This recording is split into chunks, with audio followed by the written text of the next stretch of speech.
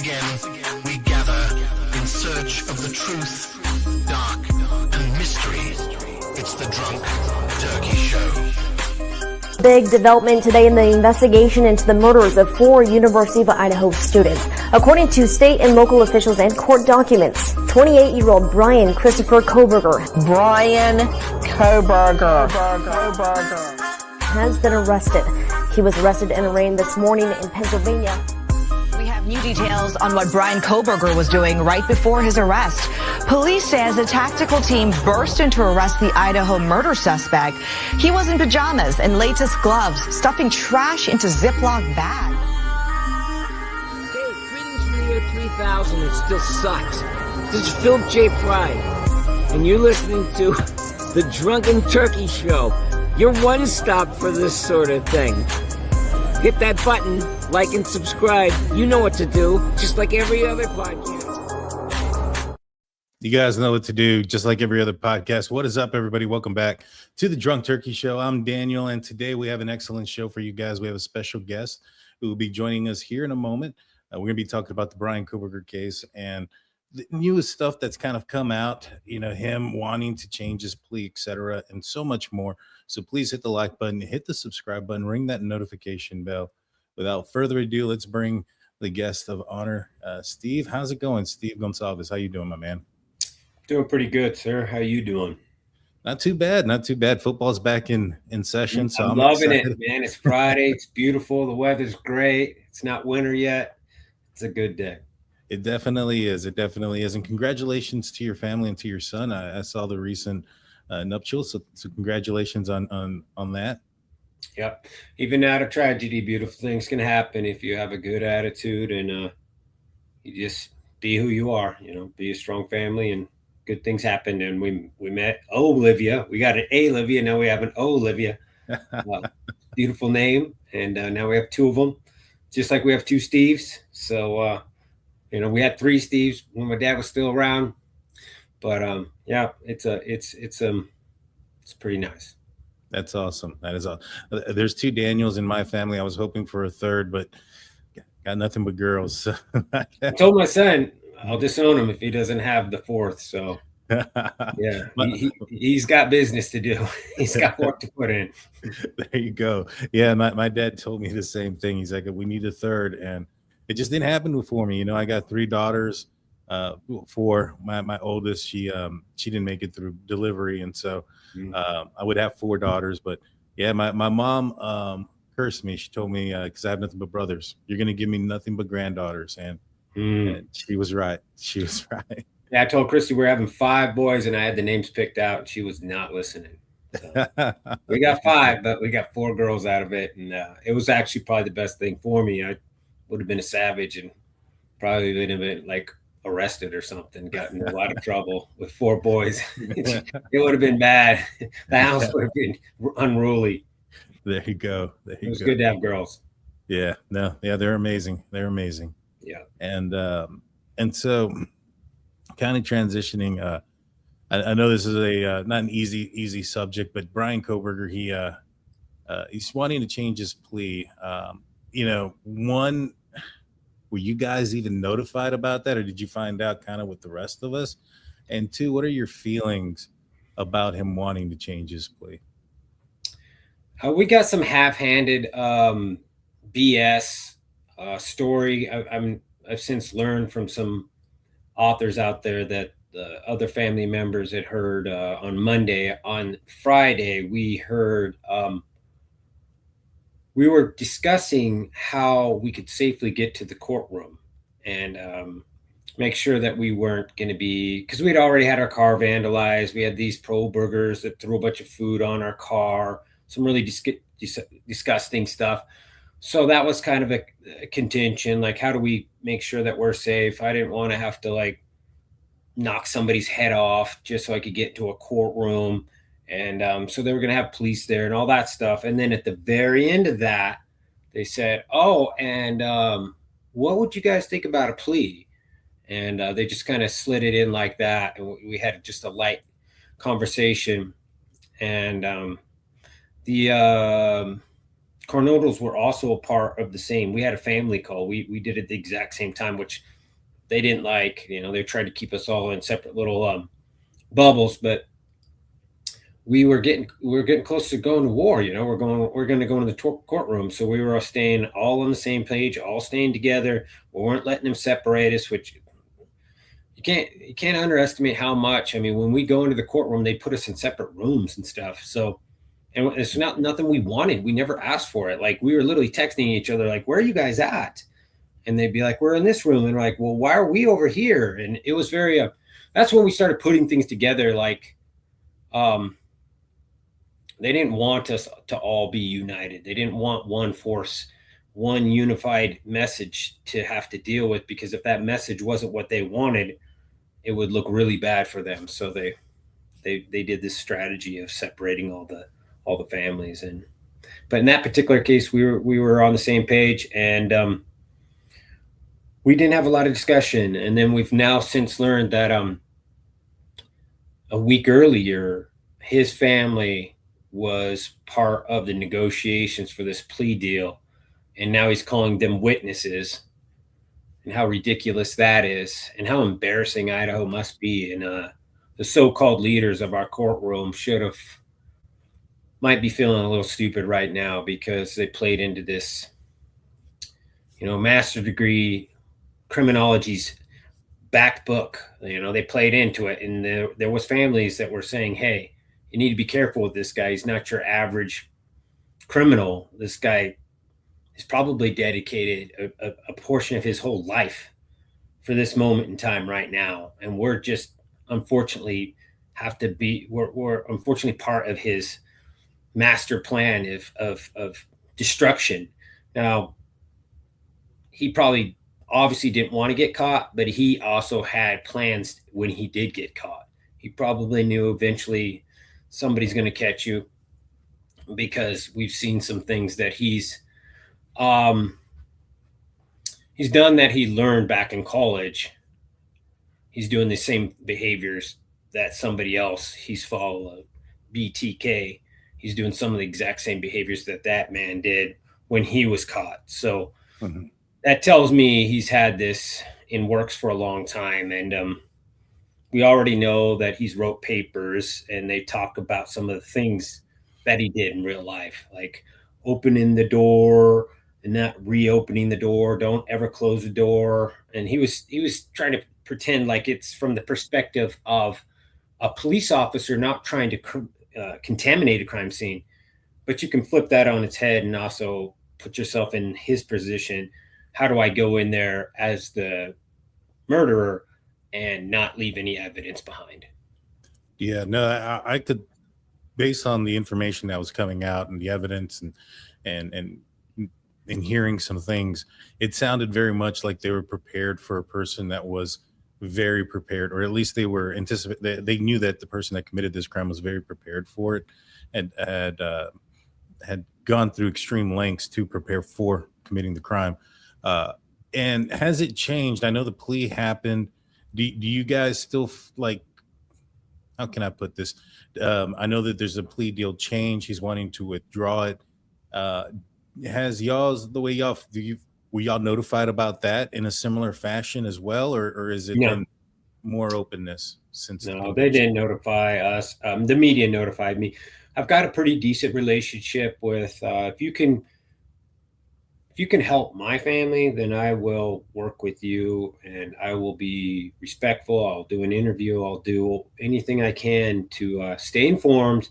And if that means I have to do an interview with somebody at any particular time, I'll do that to keep these lines of communications open. So I heard pretty early, and I was able to let some of the other family know. But this individual that notified me also told some of the other families. So I think we all were pretty much aware.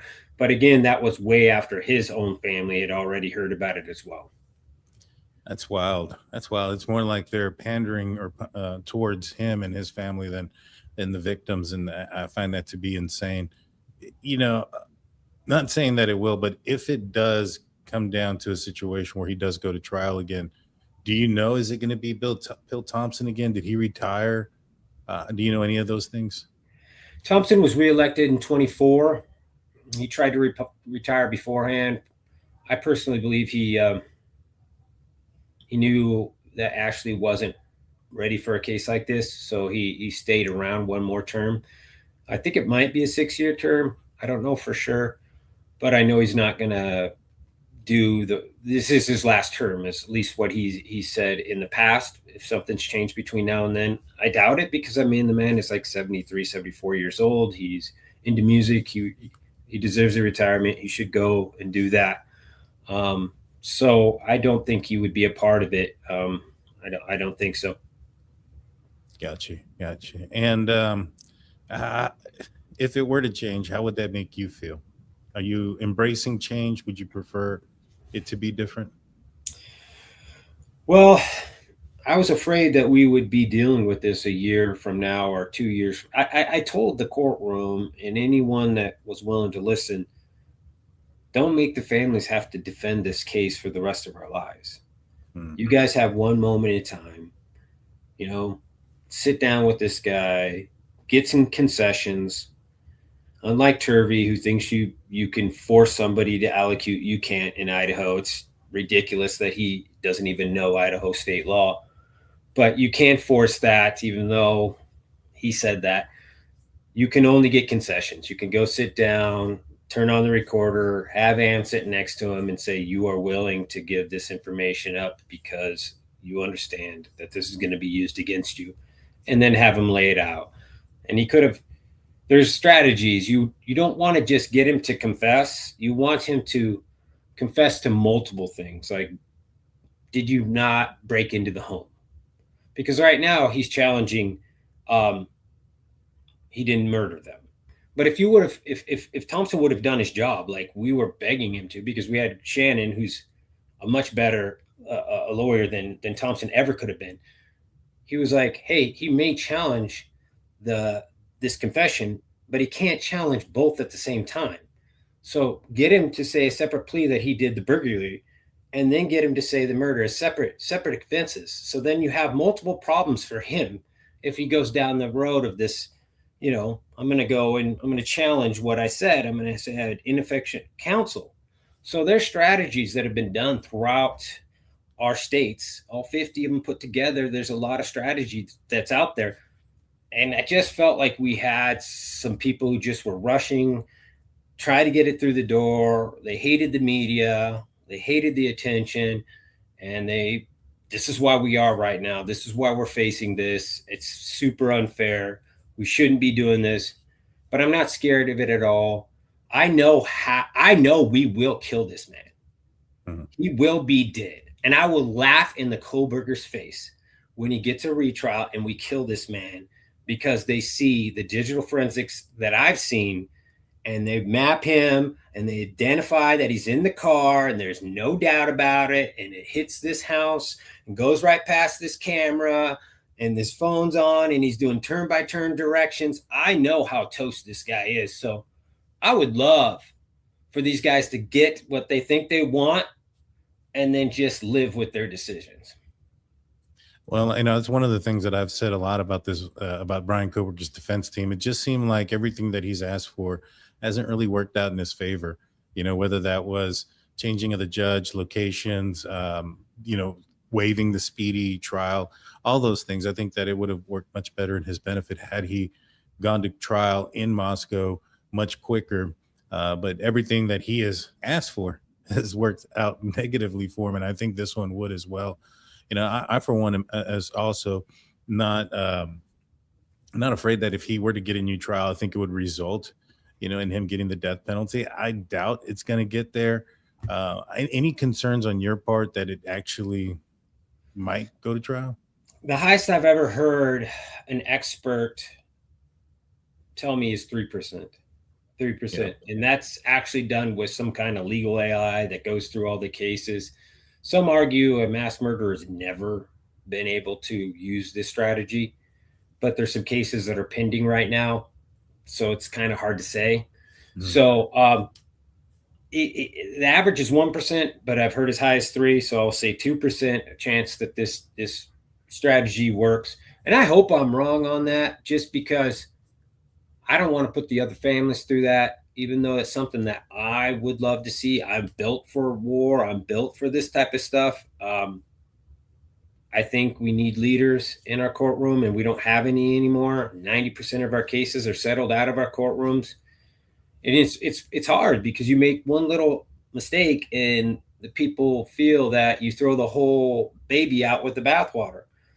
And that's a hard argument. So we basically forced our country into a situation where we're going to get 90% of our major violent crimes being settled without our input. And I think that's a shame. And it's unfortunate, but I'm only a dad. There's only so much I can do. I'm focused on this case. I'm focused on other cases that we're going to be involved in with our charity work. So I'm a passionate kind of person, but you got to know get in where you fit in, right? I don't fit in all those different avenues. I'm going to let the courts be the courts. And I'm just going to be one of those dads that is the worst victim that you could ever ask for.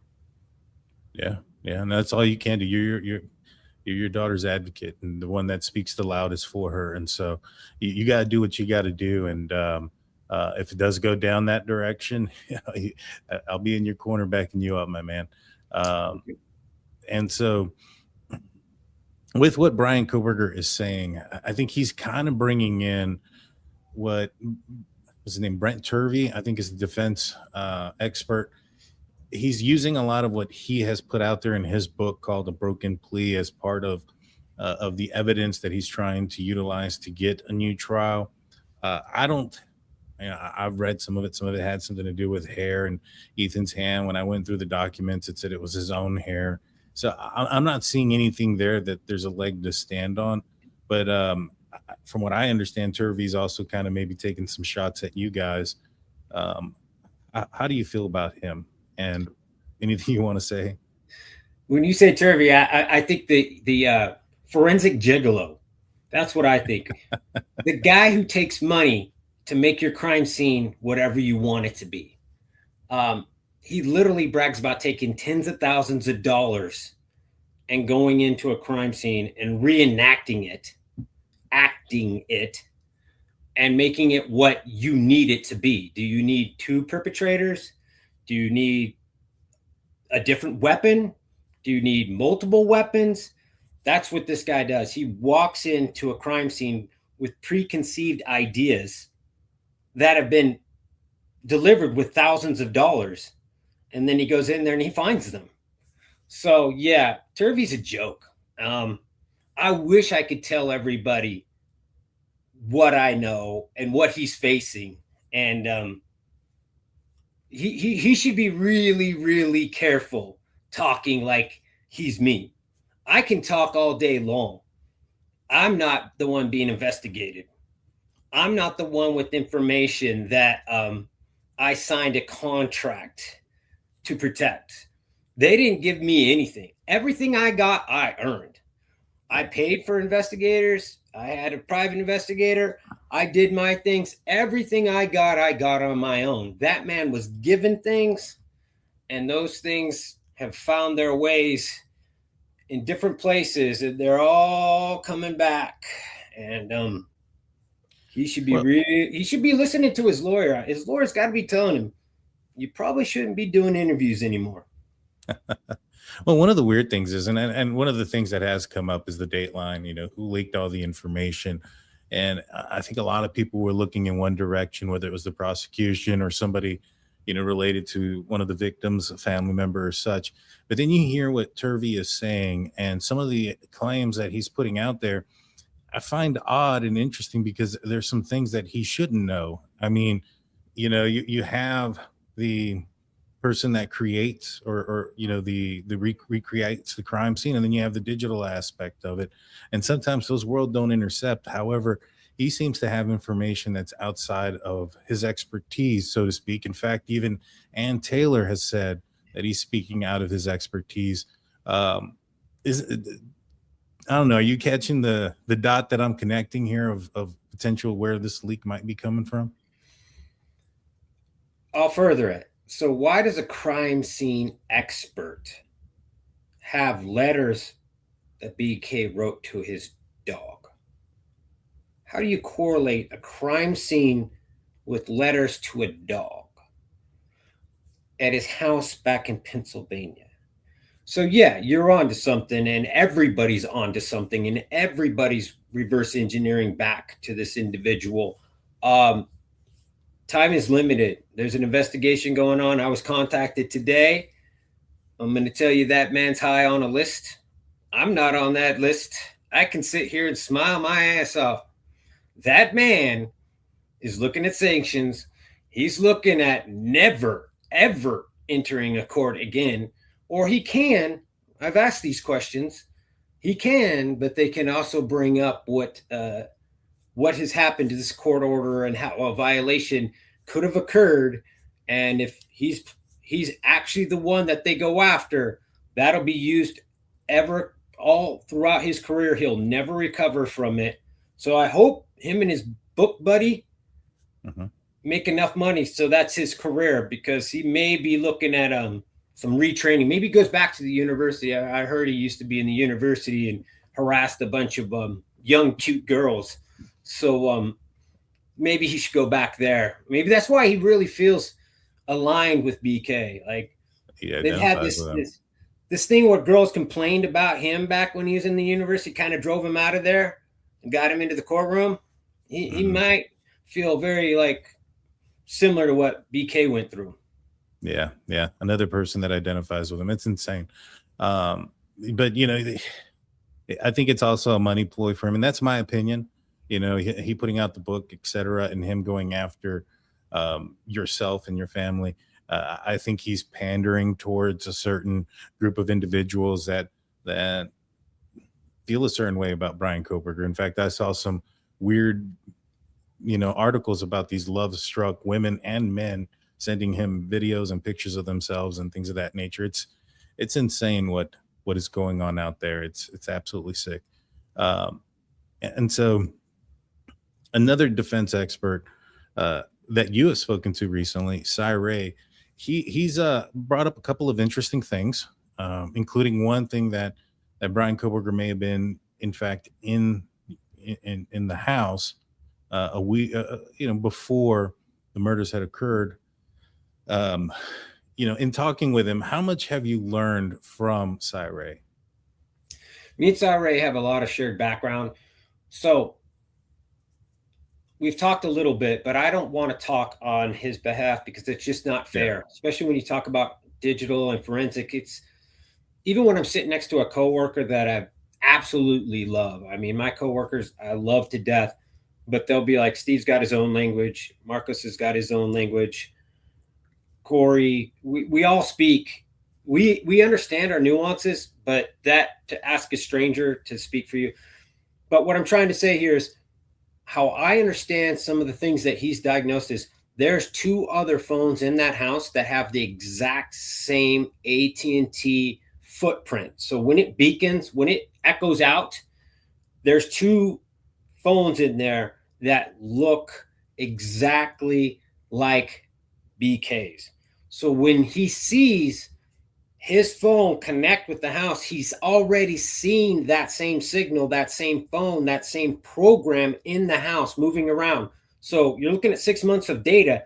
You see these houses, and then all of a sudden, this thing's over here and here and here and here. And then all of a sudden, it matches up with these other phones, and it's in the same beeping that if you visually looked at it in a map, it's at the same pinpoints as the ones that are inside the house. So that's how I would interpret him saying that on certain times it could have been in that house. Now, you're not going to get the certainty of factual 100%. So because somebody could sit and press up against the wall of the house and say, oh, I tricked you. I totally tricked you. Or I got up on the roof. I tricked you. I was never in the house. So you can't say with certainty. And I think that's what Thompson was trying to do as Santa Claus, the clueless boomer who has no place talking about technology. I think he was trying to say, I can't put him in the house, but he could have said it in a different way, in a different fashion. I mean, he went out of his way to say some things that are just flat out wrong, but I want to give him the benefit of the doubt on certain things. Like the sexual motivation, people looked at his phone, 100% believe he was sexually motivated. Any of you pro-burgers that think, this is what I got to respect about Ann. Ann put out enough breadcrumbs or seeds to get people to ingest her narrative and then live it, you know. So she was like, well, he's a criminologist. Of course he's got creepy, weird internet traffic, but she didn't want to go to court and for you guys to hear that his creepy internet was plastic surgery, women being ripped open and their breasts being pulled apart and gelatin stuck into them. That's not criminal CIS. Ted Bundy. You guys all think you know what he was searching. No, this guy was a sicko. He was literally watching women being cut open and split apart in a procedure. That's what this man was getting off on. And that's who you're protecting. You women that are protecting this guy, good luck, because you're going to date one. You're going to date one of these guys because you can't wake up. I can't disagree with you there. There's the stuff that was on his phone, that what I've heard, and you know, that one's news to me. I wasn't aware that there was that in there, but that is insane. It's even worse. That's just the criminologist say, oh, well, if you looked at my phone because I'm a true Kramer, I would look like I'm guilty. Dumb fuck. Yeah. They don't care about that shit. What they care about is knives ripping through flesh like you did. And that's what he had. And if you have that, you're not a criminologist, a true crimer. You're a freaking weirdo. Yeah. I mean, it goes back to his Reddit stuff. You know, his Reddit stuff was, so apparently he used the guise that he was doing it for DeSales and he was doing it for his thesis. However, the post was taken down several times after he graduated and moved away from Pennsylvania, and he was still arguing and fighting to have the survey up. And so it had nothing to do with his current thesis anymore. He had already graduated. And so these things were all for self-gratification when it came to Bryan Kohberger. You know, whether it was talking with other criminals that had, you know, filled out his survey and or, you know, what he was looking at online. I think it's pretty clear. That what you're talking about. That's why this individual called our family and said, hey, I was one of the people he kept calling back to. They investigated that deeply because there was a couple people that came forward and said, yeah, it was like a recruiting tool. He was using that post to figure out how to commit a good crime. Like he was saying, what if I throw this up, find all the people who got caught, then I interview them over and over again, then I can use that to not get caught. So, yeah. And then somebody suspected, like, this individual was like, I felt like he was getting off on my conversation. And then I hung up, and then he calls me back a couple of days and he goes, I knew at that point, because he goes straight back to the part where I was talking about her being drunk and passed out on the bed. And I'm literally taking her jewelry, going through her house, and she has no clue. And he just got off, like, tell me about that again. And he had new questions for me. Like he had just been twisting and cranking over that whole fantasy. And he was like, this guy likes what I'm saying. He's getting off on it. So then when this guy goes and murders 4 people, he's like, I'm picking up the phone. I've talked to this guy. So yeah, he was, yeah, like I said, the courtroom would have been very ugly for the Kohbergers, and that's why I'm all for it, because other than child molestation, this was going to be so dirty and ugly that they would have all been like taking down their videos and being like, I'm done with this guy. I'm done defending him, because these internet searches, these videos that they want to throw up here where they're blurring stuff, nah, that's not criminology. That's really weird stuff. Oh yeah, no, yeah, and we've talked about this before too. This guy, in my opinion, had this plan that he wanted to commit a crime like this. I mean, he purchases the K-bar knife before he moves away from Pennsylvania. So, he was graduating with his master's degree. He had gotten a job at WSU. He was going to be a teacher's assistant. He was going to move across country. This should have been the highest point of his life. And so, the possible excuse that his world was crumbling around him, that he was losing his job, etc. I don't think that fits this narrative.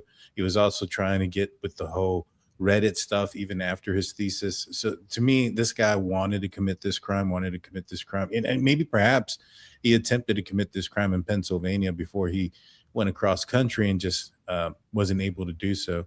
But isn't it true that you believe that he had other victims in mind per se? He had pictures of other students, and maybe perhaps his route also coincided with where they resided. Yeah, when I had a private investigator, we contacted one of the universities. I won't throw it out there just because I don't want anyone in the media to go and make these people feel like they got something to hide. But this university that he went to, so pick one of them. It is there. A girl came up and said she felt like he was following her, just like in WSU, where the people said he's following me around. He's going to my car. So then they basically tell my investigator, we were kind of like, because they were basically being honest, she wasn't that cute. So we're like, okay, we'll see. So then they start looking at it and they're like, he was following her. And they said, well, let's just follow him. Forget her. Let's just follow him. And then they start seeing he's following other girls. And all of a sudden, they eventually follow him. He jumps up in this hillside, gets up in a tree, and is staring at some yoga class. And then they start looking at it, and he likes to follow patterns. And he was going at this certain time where he knew the class was, he knew the girls that were in there, and he was literally going up and I'm saying he went in the tree. It was kind of the way that the investigator described it to me, but he was in this hillside industry staring into this window and watching these girls. So yeah, he's had everywhere this guy's gone, he's been fired for misbehaving around women.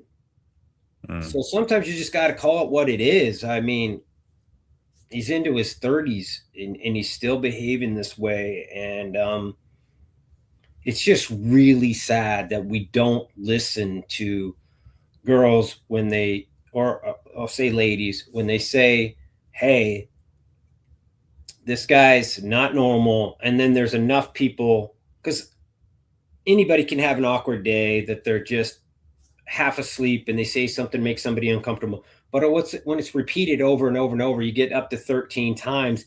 It's beyond ridiculous. And it's just sad that we still live in a society that doesn't believe that these things are happening. And men need to just grab guys like BK and beat the hell out of them. If I was in that criminology class, I would have dragged this guy out, or I would have caught him in the hallway, pressed him against the wall, put my arm up in his throat and said, you keep doing that in the classroom and we're going to handle you, bro. We're going to handle you. Don't ever talk to so-and-so. Because I had girls in the classroom. I played college football. We didn't let that shit happen. You didn't punk and humiliate and degrade girls in our classroom. We didn't do that. We weren't raised like that. So whoever was in this class, it's sad that maybe they did and it never got reported. So I should take that approach. Maybe somebody went and talked to him, but it's sad that more people didn't take it serious all the way through his career, from high school, probably middle school. We don't know that, but from high school all the way through, this individual, I heard in that police academy, if he would have been an employee at that point in his career, he would have been fired. But because he was a student, they couldn't fire him. And that's the only reason they couldn't remove him from campus. I'm not sure if we lost Steve or me. Are you there? I'm there. Oh, yeah. Okay, so sorry about that. It paused for just a second. Yeah, going back to when he was kicked out of the law enforcement class, is that what you're referring to, when he had to spend the rest of the high school year at, I think in the HVAC class, and then his senior year, he ended up having to do it online. Is that? Yeah. And the sad part is what I found out was that kind of set up what happened to my family. Mm-hmm. So he was in this criminal. He had these visions of grandeur. He's kind of like Turvey. He went into everything he did and thought that he was going to be the smartest person in the room, and he was going to take over whatever he put his mind towards. He had that delusional. Even though he even wrote on the internet, I'm kind of delusional. I'm kind of like, put myself in the center. Like, that's a good thing about sports. When you play sports, you think you're the stud quarterback, you think you're the linebacker, but you get out there and somebody smashes you a couple times and you're like, okay, I'm not that guy, but I got a place on the team. You know, I can play, I can do my thing. These guys that never play sports, they have these delusions. So he had these delusions, and they kicked him out of that because of the creepiness he did, some of the spying that he was doing on the girls. And they put him in his dad's class. They put him in HVAC, and that lit a fire under his ass that he said, they think I'm his, this person reported to me, he basically wrote and told his friends, and this is an author, they think I'm as dumb as my dad. They think I'm an idiot. They don't realize how smart I am. They're kicking me out. And it lit a fuse, and that's what started his master's degree. And he was like, at that point, he was just a druggy loser, and he started like really putting himself in a mission towards being a criminologist. And that's how he crossed into our life. If he didn't get kicked out of that police academy, that's where he just would have been a bad cop. Yeah. And that's the thing we were trying to say. Like, some people think that how could you expect WSU or anybody to read his mind? We're not saying that. What we're trying to say is Pennsylvania got it right. He was a danger to those girls, and they removed him from those girls. And now those girls are well, and they're having babies and families. They're all good. Unfortunately for us, they never removed the danger. And now we have 4 people dead. Yeah. So they didn't read his mind back then, but they removed the danger. They removed him from that. And those girls are safe and sound. And that's the best thing you can do. So when people think, oh, how do they expect anyone to know that Bryan was a murderer or killer? No, you don't do that. I don't look at my coworkers and think that guy's a wife beater, but I might say, you can't be around her no more. This guy's got to be separated. He cannot be in the same room with no one else around. We got to get him out of here. He cannot control himself around her. That's the type of stuff I'm talking about to other men. When you see it, say something, do something. And, I wish that would have been done, because my daughter would still be here in the world today. Yeah. Yeah. No, I feel for you, my man. And you're absolutely right. There was enough warning signs that was happening at WSU, for them to have wanted to terminate him within that one semester. There was the signs. In fact, when you have a professor saying that this guy is going to be a predator in the future, you probably need to start following those red flags and doing something about it.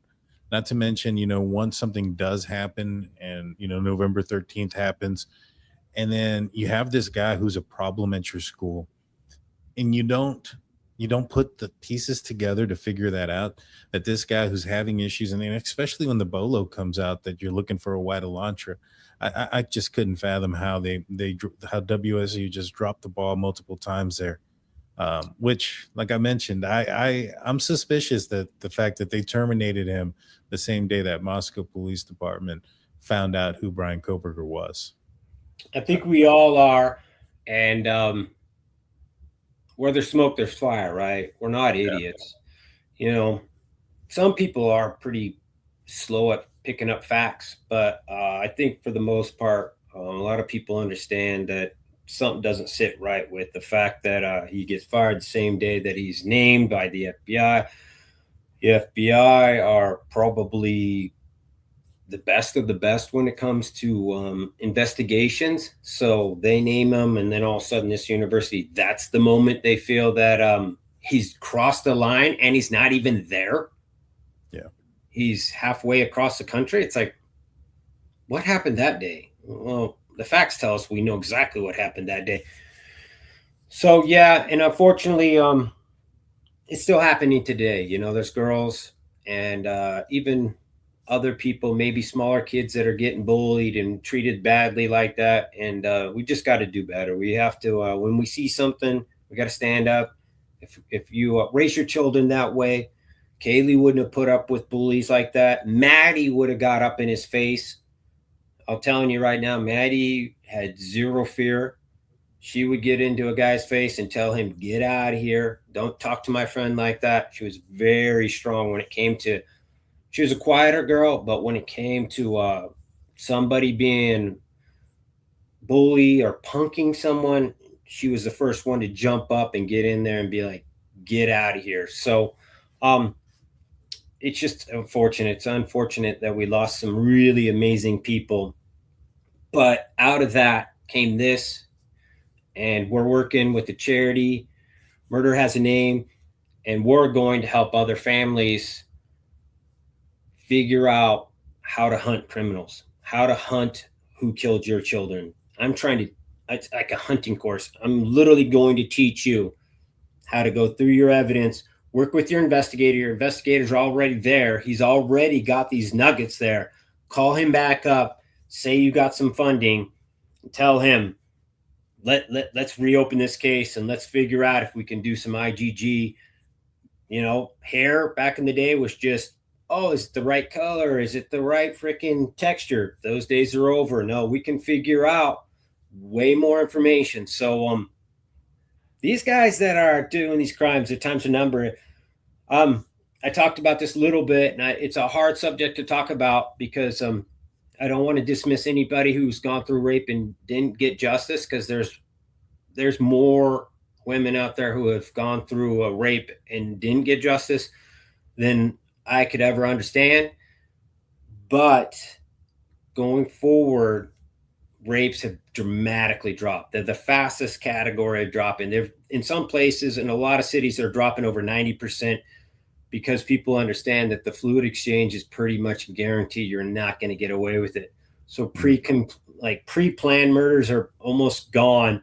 There's going to be those ones where you guys get the picture, where a guy just gets out of control, but it starts off as one thing and turns into another. There's still going to be those, but unsolved rapes are very, very rare now. And I think, and I hope, with the true crime community, we can get this message out that the same thing's going to happen to murder investigations.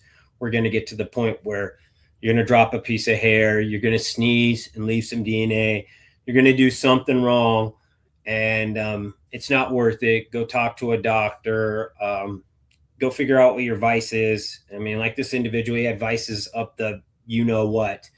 And he just went from heroin to dieting to boxing. Oh, yeah, I got to fix the boxing too. Somebody wrote me a long email. I did misspoke on a boxing thing. It was an amateur boxer. I meant to say three-minute rounds, and I said 1 3-minute round. Mm-hmm. So he had 162 punches in an amateur fight of 3-minute rounds. So I'll fix that. I try to always fix whenever I misspoke or misspeak, because this one I could ask you to edit probably. I don't know, but that's how it is. I don't know if it's 100% live or if it's delayed. I just sign up. I don't have a list of here you go.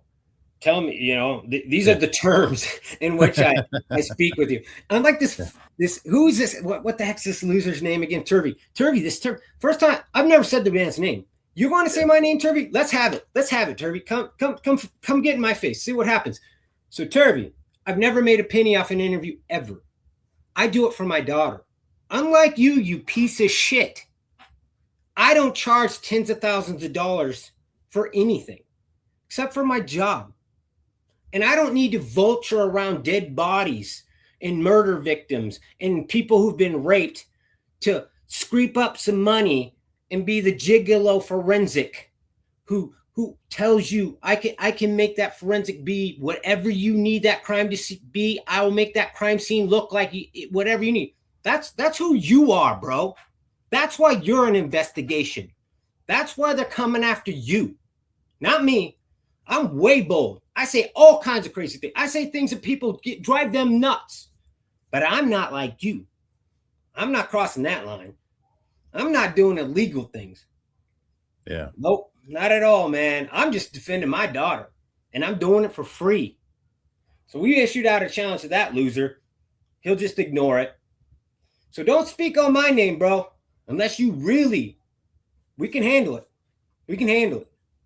Yeah, I thought his statements were pretty childish. You know, the fact that he said that, you know, you guys speak at Comic-Con. I mean, Comic-Con it's for victims' family members to speak up and talk. I mean, there's been so many, and not, you know, in this case and in other cases where family members advocate for their family.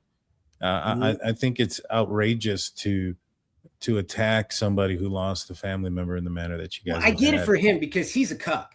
He's somebody who sits in line and raises his hand and says, "Can I speak now? Can I please speak? My baby's dead. Can I say something now?" I'm not that kind of guy. I don't ask for permission. I'm going to speak on my child's name. I'm going to do everything to protect these kids. I'm going to fight like nobody else. So maybe for him, it makes sense for us to be quiet and shut up and not do anything. But for me, this is who I am. Not making any money. You didn't offer me any money. Nobody offers us any money. We're not.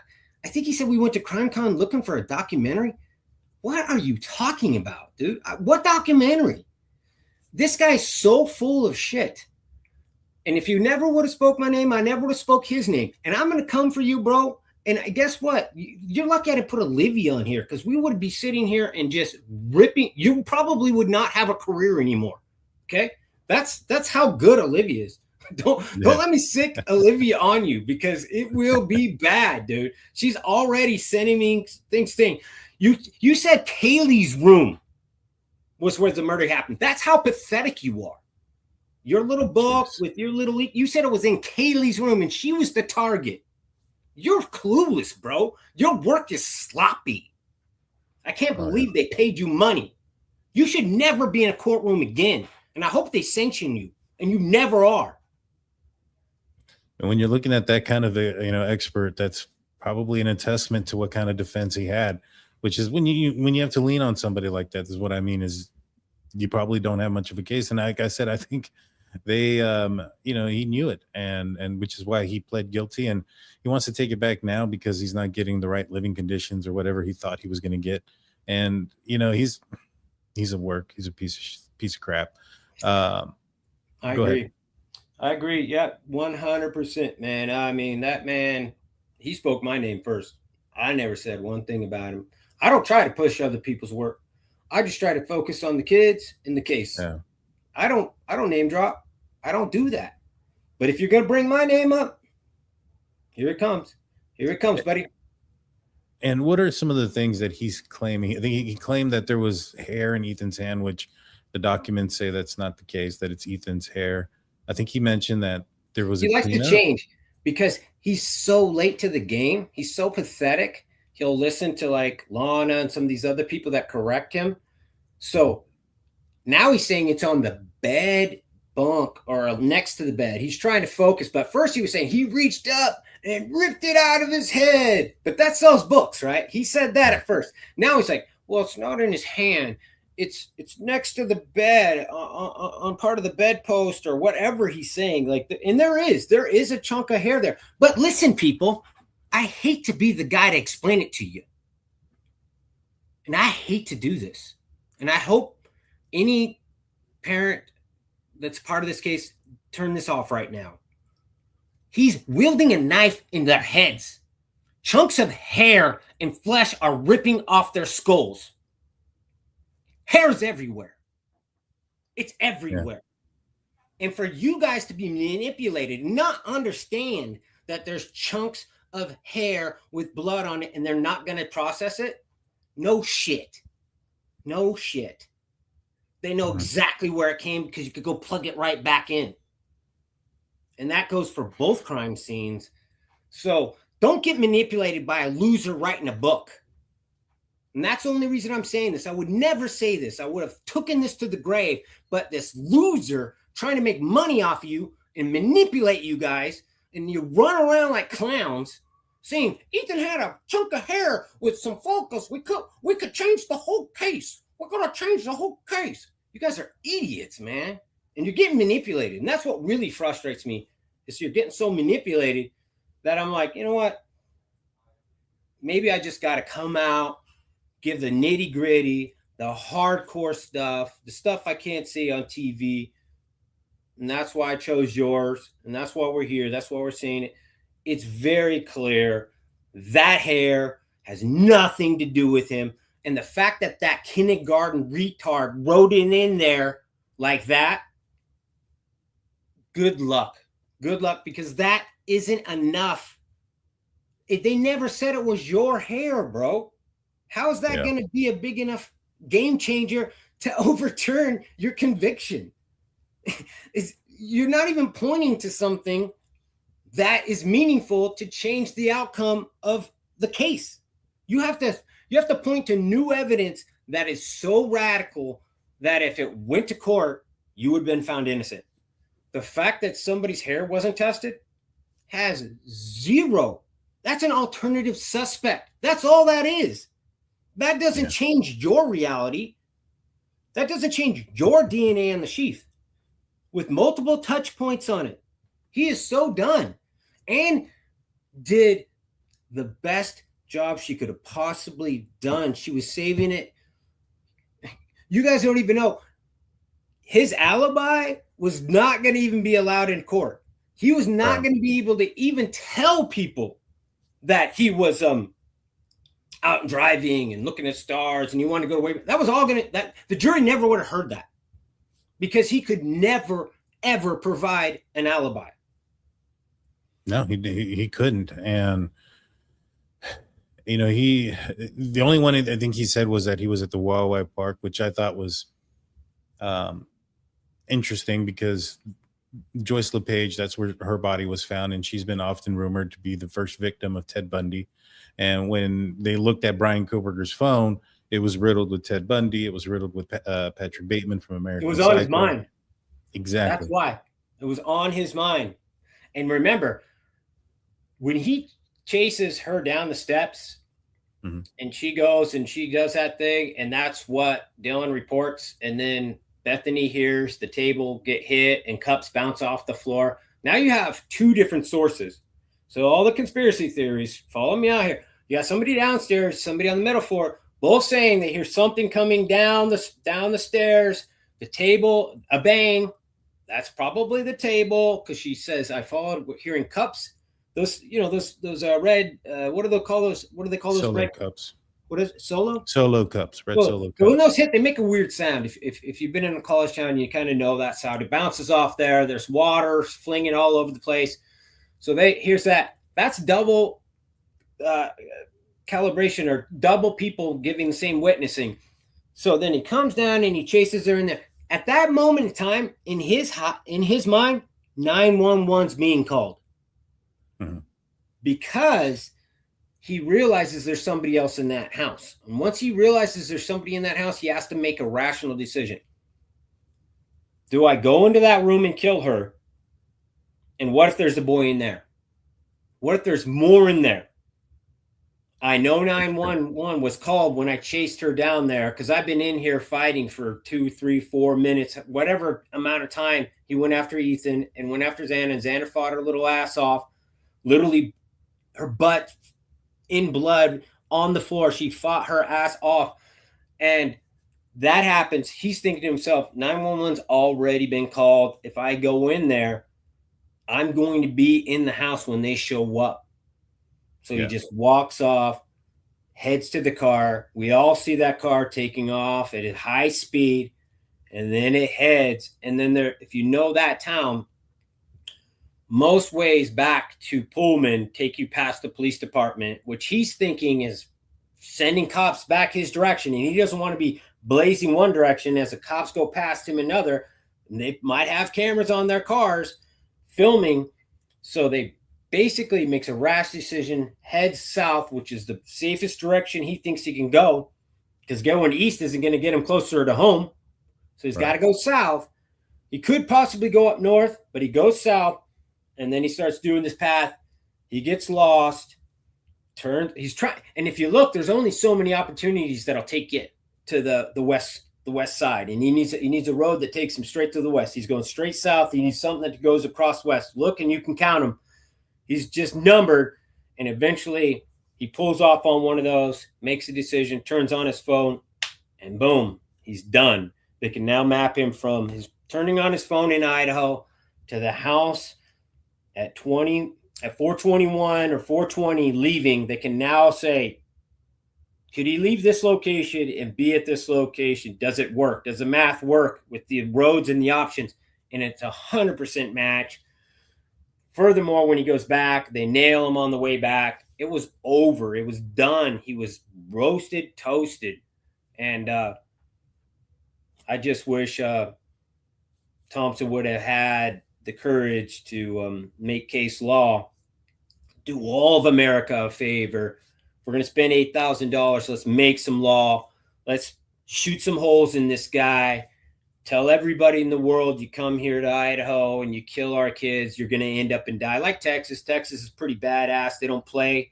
I guarantee you there's men that are predators that think to themselves, I ain't going to Texas. I ain't going to Florida. Because those places, those don't play. And here in Idaho, we have some work to do. But I'm not quitting. I'm not a quitter. Most of the people here did an amazing job, did a lot of hard work. We got 90% of it right, maybe even more than that. It's just the courtrooms are the courtrooms, and I can't control those.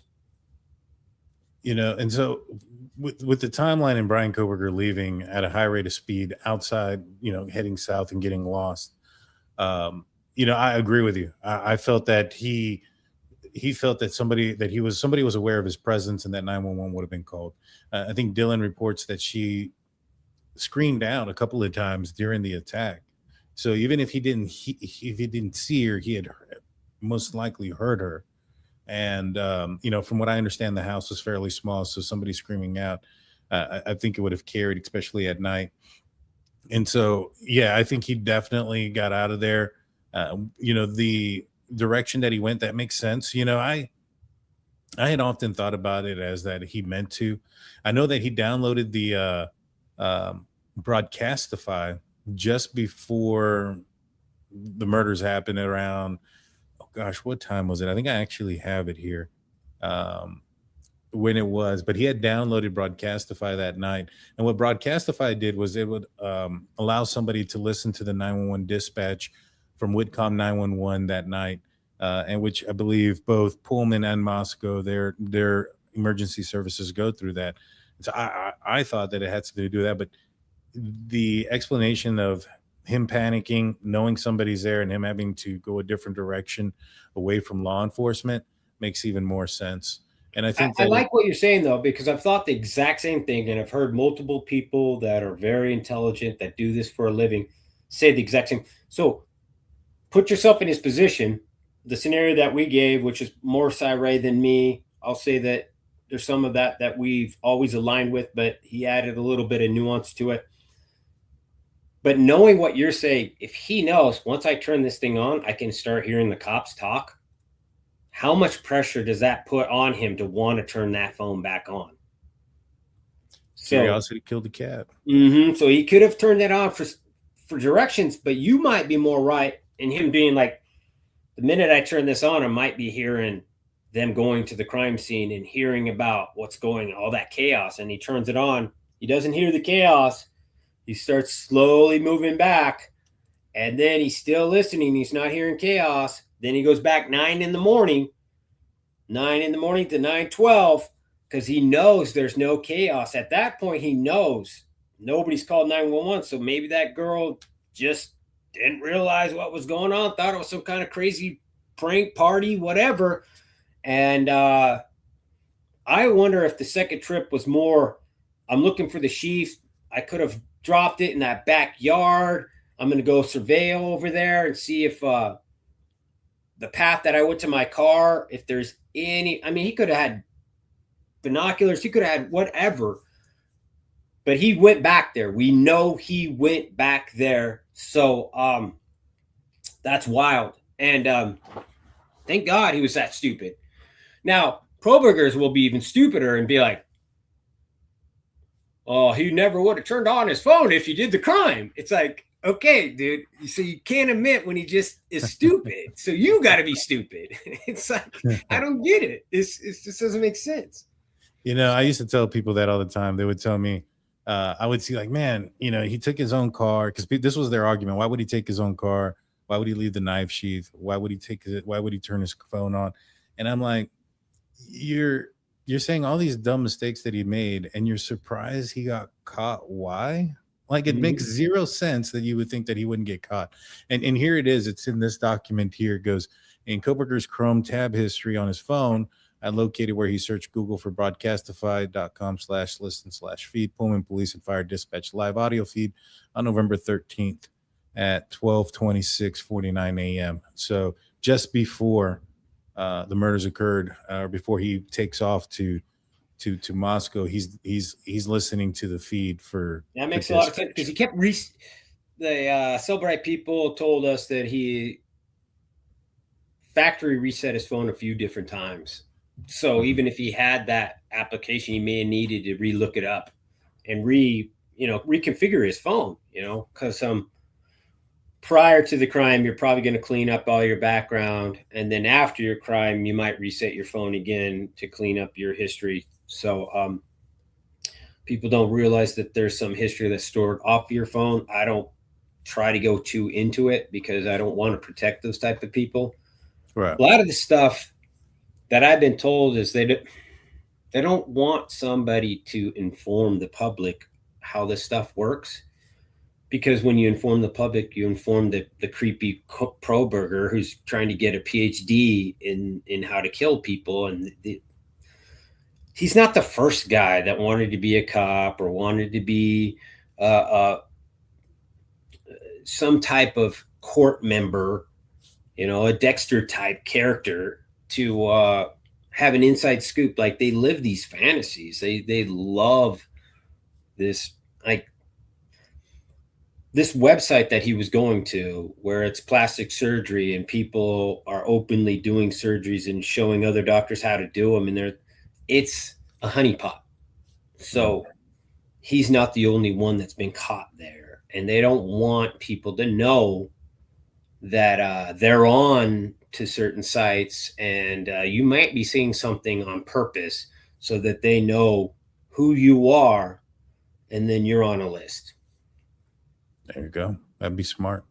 Mm-hmm. One of the things a couple of things that Cyrus says in the interviews that you've spoken with that I don't necessarily agree with. One of them, and I kind of want to get your opinion on both of these, is going to be the DNA and how IGG can somehow get Bryan Kohberger a new trial. And the reason why I don't buy it, or the reason why I don't think there's a safe argument there, is that in Cyray's argument, he mentioned that there was certain cases that utilized the IGG, but in Idaho, and in this case specifically, the IGG is not admissible. And in the cases that he was talking about, when it came to like evidence that would have eventually been found through the natural course of the investigation, and I believe he even mentioned Nye, using similar terminology, and how it didn't sit in this case. And I think he's mistaken, because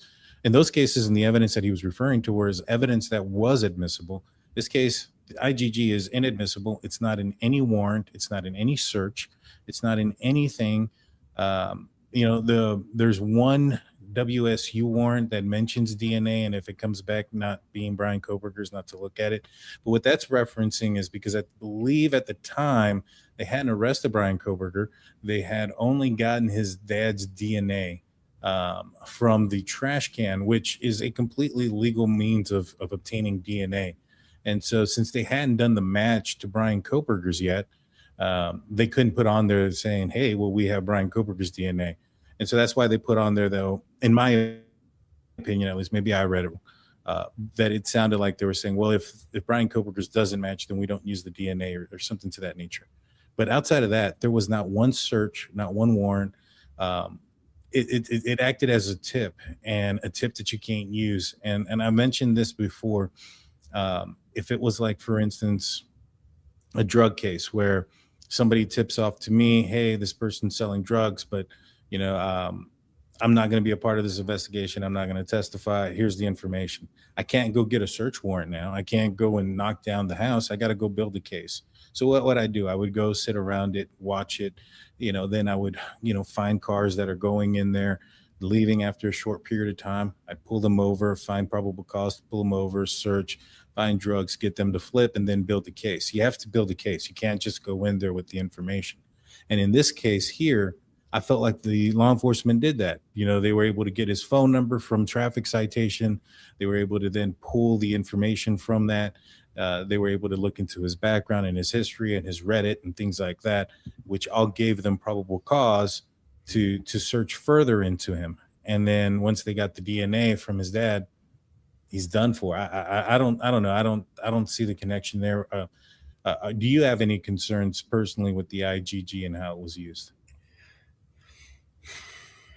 I've had to study IgG way more than I ever thought I would ever, as a father, as a regular IT guy. You understand this process and how you take a tip and how you can turn it from a tip into a court presented subject matter. You're basically saying somebody just calls an anonymous line and says, hey, there's a red SUV in the back, is guns. Don't ask me how I know. Click. You can pull that car over, and you might still have to find a reason why he was doing something wrong. He might have to be speeding, or you got to sit behind him and wait for him to not turn on his turn signal, some simple thing. I don't know how it goes, but you guys do. I do know that IgG is a very hard subject for people to understand. IgG is only used when you don't have a direct hit. So when you're searching for your crime scene, you have DNA in your crime scene. It's almost like a fingerprint. When you search up fingerprints, if you don't have a database that it matches to, it's over. It's done.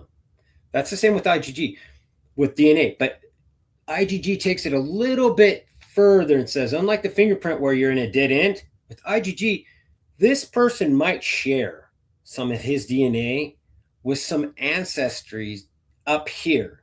So then you upload it and you could look and say, these are all innocent people. These 100% did not do the crime. Right. That's why they're not evidence. That's why it's a tip. They're just genetic witnesses. They're just genetically sharing some of the same markers that crime scene has. That's all it is. That's why it can never be put into a court case, because those people are completely innocent. Put yourself in our shoes. Put yourself in BK's family shoes. Your son is related to the guy who did the 4 murders. Do you want your son to have to go to court? Why would he need to go to court just because he's related to somebody who killed somebody? Right. So they're totally innocent people. They're never going to be part of the court record. It's just trying to look at who's out there and whittle it down. And I get how it's controversial. I get how people see that it's a violation of privacy. I don't think you get privacy when you murder people. I don't think you should rape little children and go into a database in another country where it's legal, because there's certain countries where underage sex is totally fine, and people fly over there, really rich people, and then they molest these kids, and then they're protected. I don't think that should exist. I think the world should just be better, and if you're in those type of things, you get what's coming. So I don't have anything to be scared of. I get where people are worried, but I'm telling you, that database is never going to set you up. There's no way they can go and take digital forensics from inside 23andMe and go put it in a crime scene. It's not organic. It's a digital fingerprint. It's a digital ones and zeros of who you are.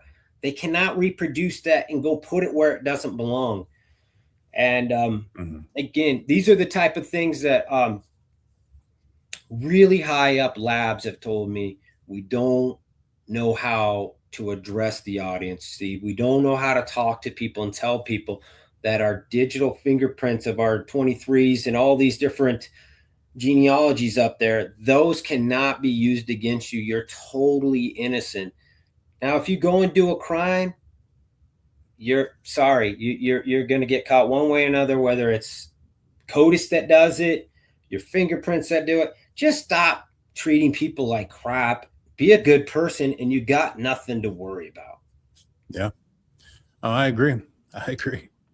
And then what you're saying is, yeah, you're right. I think what Cy was trying to say was if they didn't prepare you guys for multiple layers of challenges, because he understood what was going on. They were trying to railroad a plea deal. It was a last minute thing. They wanted to crush it. They'd been working on it, and they wanted to tell all the families, if you just stop fighting, all your problems go away. And he knew that wasn't true because he heard parents coming out there doing interviews just saying we wanted to move on. This wasn't fair to us. And he knew, he's like, I don't think those families were told about IGG could be challenged, even though I don't think that's the proper one.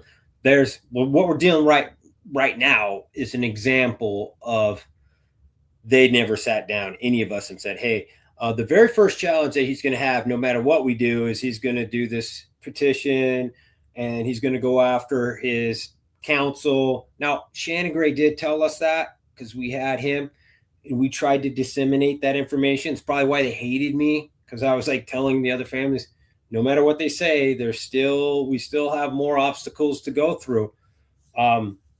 They didn't prepare families. They didn't prepare That's families. crazy. Yeah, it's insane. They didn't prepare you guys or let you guys know what the. But they prepared his family. They prepared his family 100%. Your son's about to be killed. You should probably help him make the right decision. So they were prepared, not us. And that's always been and will always be my gripe with how this whole process went is not the right way. It's just, you got 4 human beings over here and 1 piece of shit. And that's who you're going to cater to. You're losing my respect. You're losing my respect when you cater to the 1 piece of shit over the 4 fucking families. Good luck. No, I agree with you. That's hard. That's hard, you know. No, I can't imagine how hard that could be. It must just feel like absolute betrayal because the prosecution is supposed to be on your side. Exactly. It does feel like betrayal, and you're like, you got hope, that things will get right. And we got him. He's never going to be out again. That's a good thing. Once he gets into the regular prison, those guys have their own freaking way of working it through. I think this guy won't ever live a long life, and thank God for that. I hope they go in there and they take care of him. Prison rules, go for it, man. Show him, represent for Idaho, man. Represent that some asshole can't come into our community and do this. I'm all for you guys. He's out there ratting you guys out. He's in papers, dropping your guys' names. I've heard about Peru. I've heard about all these different killers that don't want their name out there in the media, and he's dropped them. So he needs to deal with that. That's his problem now. Well, that was one of the other things he wanted. He wanted to be in general population, I believe. I think that was one of his gripes. Mm-hmm. Give him what he wants. That's what I'm saying. Give him what he wants. Give him what he wants. Yep. And the only other thing that because I listened to what Cy had said, and I thought that what he was saying, it was very accurate, probably for the most part. I haven't seen all the information, the evidence that he has, but it makes sense on what he's saying. The only thing that bothered me was he's saying that he believes that Bryan Kohberger went a different route to Moscow, and I'm not necessarily sold on that. And the reason behind that is, according to the PCA, at approximately 2:44 a.m., a white sedan, which is consistent with the white Elantra suspect vehicle 1, is observed traveling north on Southeast Nevada Street at Northeast Stadium Way. And then at 253, it then turns towards SR 270. And when I look at, and not only that, but a forensic examiner identified that vehicle as being a 2014 to 2016 Hyundai Elantra.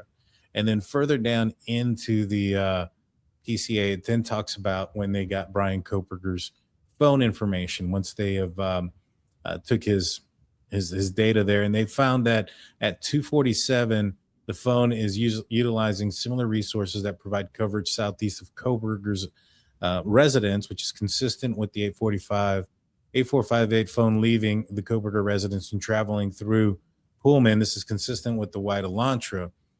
So it's southeast of where Bryan Kohberger's phone is. This is, or where his apartment is. This is where Bryan Kohberger's apartment is.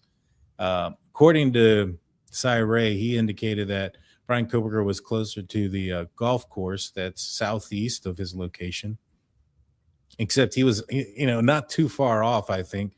But you have him on camera, and Cy Ray was kind of alluding that at 247, when the phone turns off, that he immediately takes off towards Moscow, and that's not the case. He's actually not leaving Pullman until 253, which is kind of consistent with what Cy Ray says at 254 is when his phone turns off and he's still in Pullman.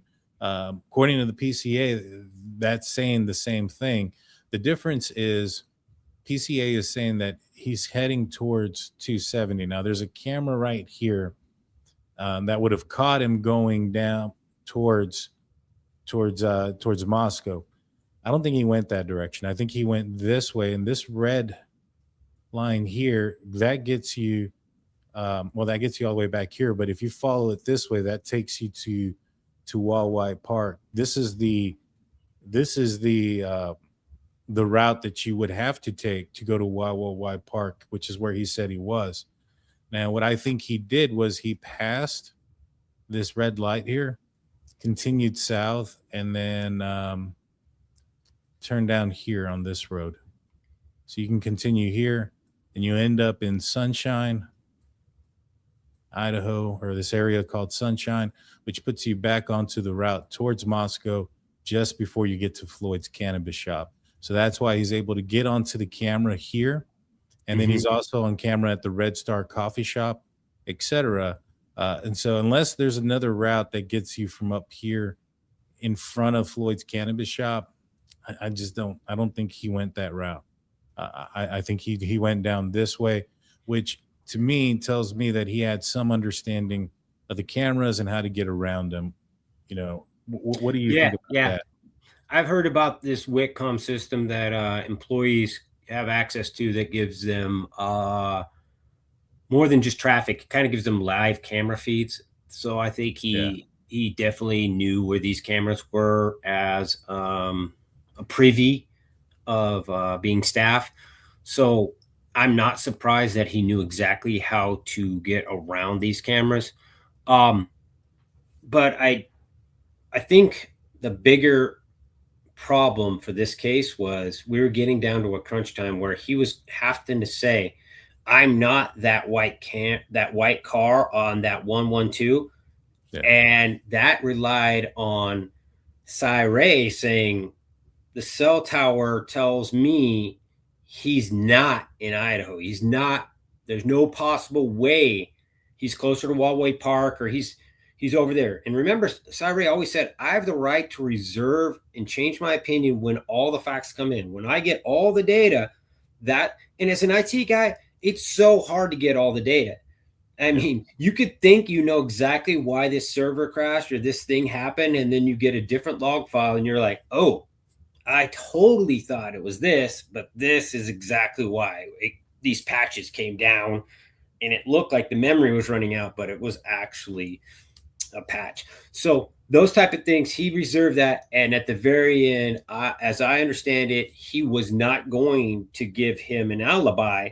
He had already said he was going to use an alibi. And in Idaho, there's rules for you to be able to say that you aren't who they say you are, or you aren't where you say they think you are at. So you have to have an alibi to say, well, I wasn't at my house, but I was over here. And here's my cousin. And maybe they challenge your cousin, whatever. his was Anne's very unique approach of saying, she probably went back to him and said, we're kind of fucked here. Your car's all over. They've got pictures of your car. So what are you going to say? What are we saying? Where were you that night? And he's just like, until I get discovery, I'm not going to tell you because I don't know how many times they've captured me. So they kept slow playing this. So me and Gray kept going to Thompson saying, nail him, hit him on this freaking alibi, hit him. And Thompson's strategy was different, and maybe it was better. I'm not going to say it was one or another, just two different strategies. He wanted to wait to the very, very last day and go to say, Hitler, strike the alibi. He cannot say it. And Hitler would be like, why? And he'd say, he's never given us a witness. He's never given. We've learned now that IRA is not going to say that it's not possible for him to be anywhere close to this King Road. He wasn't in Wildway Park. There's no digital forensic that puts him anywhere other than where he was at 448. He's done. Yeah. He now has to deal with these new facts, which he knew because he's guilty. He knew what he was up against.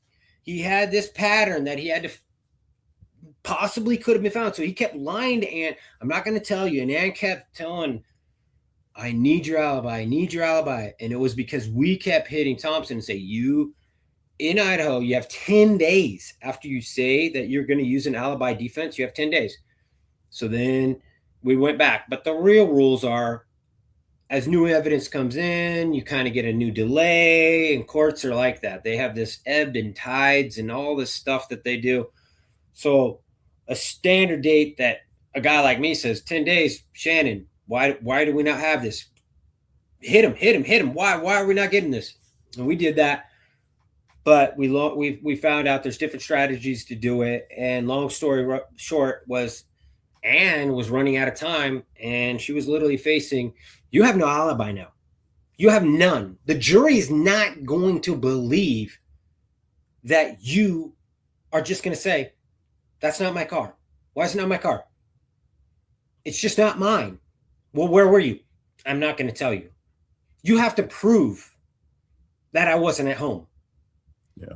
And that's not my car. That's all he could say. That's without an alibi. He was basically going to be rendered to the point where he could just say, it's not me. And you still haven't proven that it is me. And, so there's some pro-burgers, they'd be like, yeah, that's good enough for me.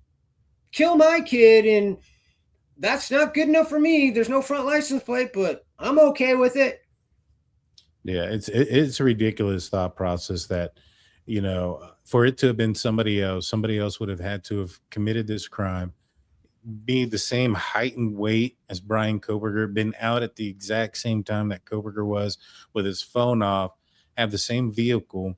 And then not only that, also have Bryan Kohberger's DNA on their person on the knife sheath. And I mean, it's, you've got to be wait, ridiculous. You're going to set up a guy who's not in CODIS.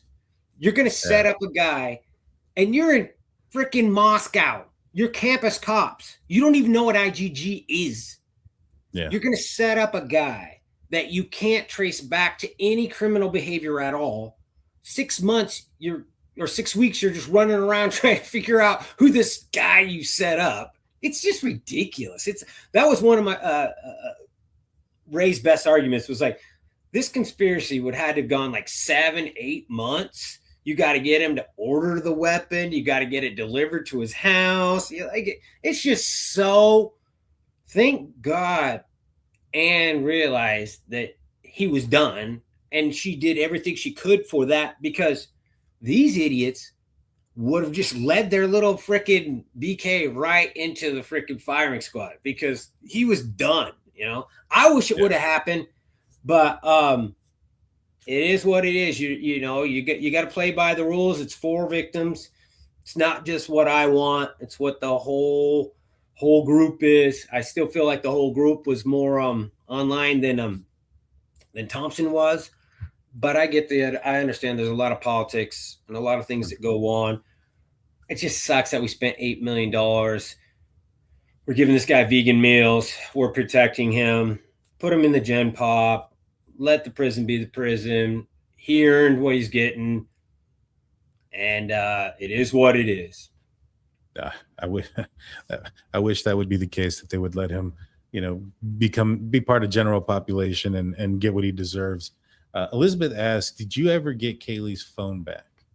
We have not got our phone back. We've legally, as firm as we possibly can be, told them our civil rights in Idaho state, when the trial is over, the evidence goes back to the families. They said it's in some kind of brute force thing. I've got people that are willing to get into that phone for free. Mhm. And they've got way more skill level than what we have locally. And that's no slam against Walla Walla or any of these cops. I'm not trying to slam you guys. I just want my kids' stuff back. I want her videos and her photos and all that stuff back. That's all. I'm not trying to slam anybody. I got so much respect for the officers, but we're at 4 years now. Who gives a shit? And the worst part is Thompson's such a piece of shit that if that phone gets broken into, I can't rely on him to redact my family's personal information to the point that I'm protected.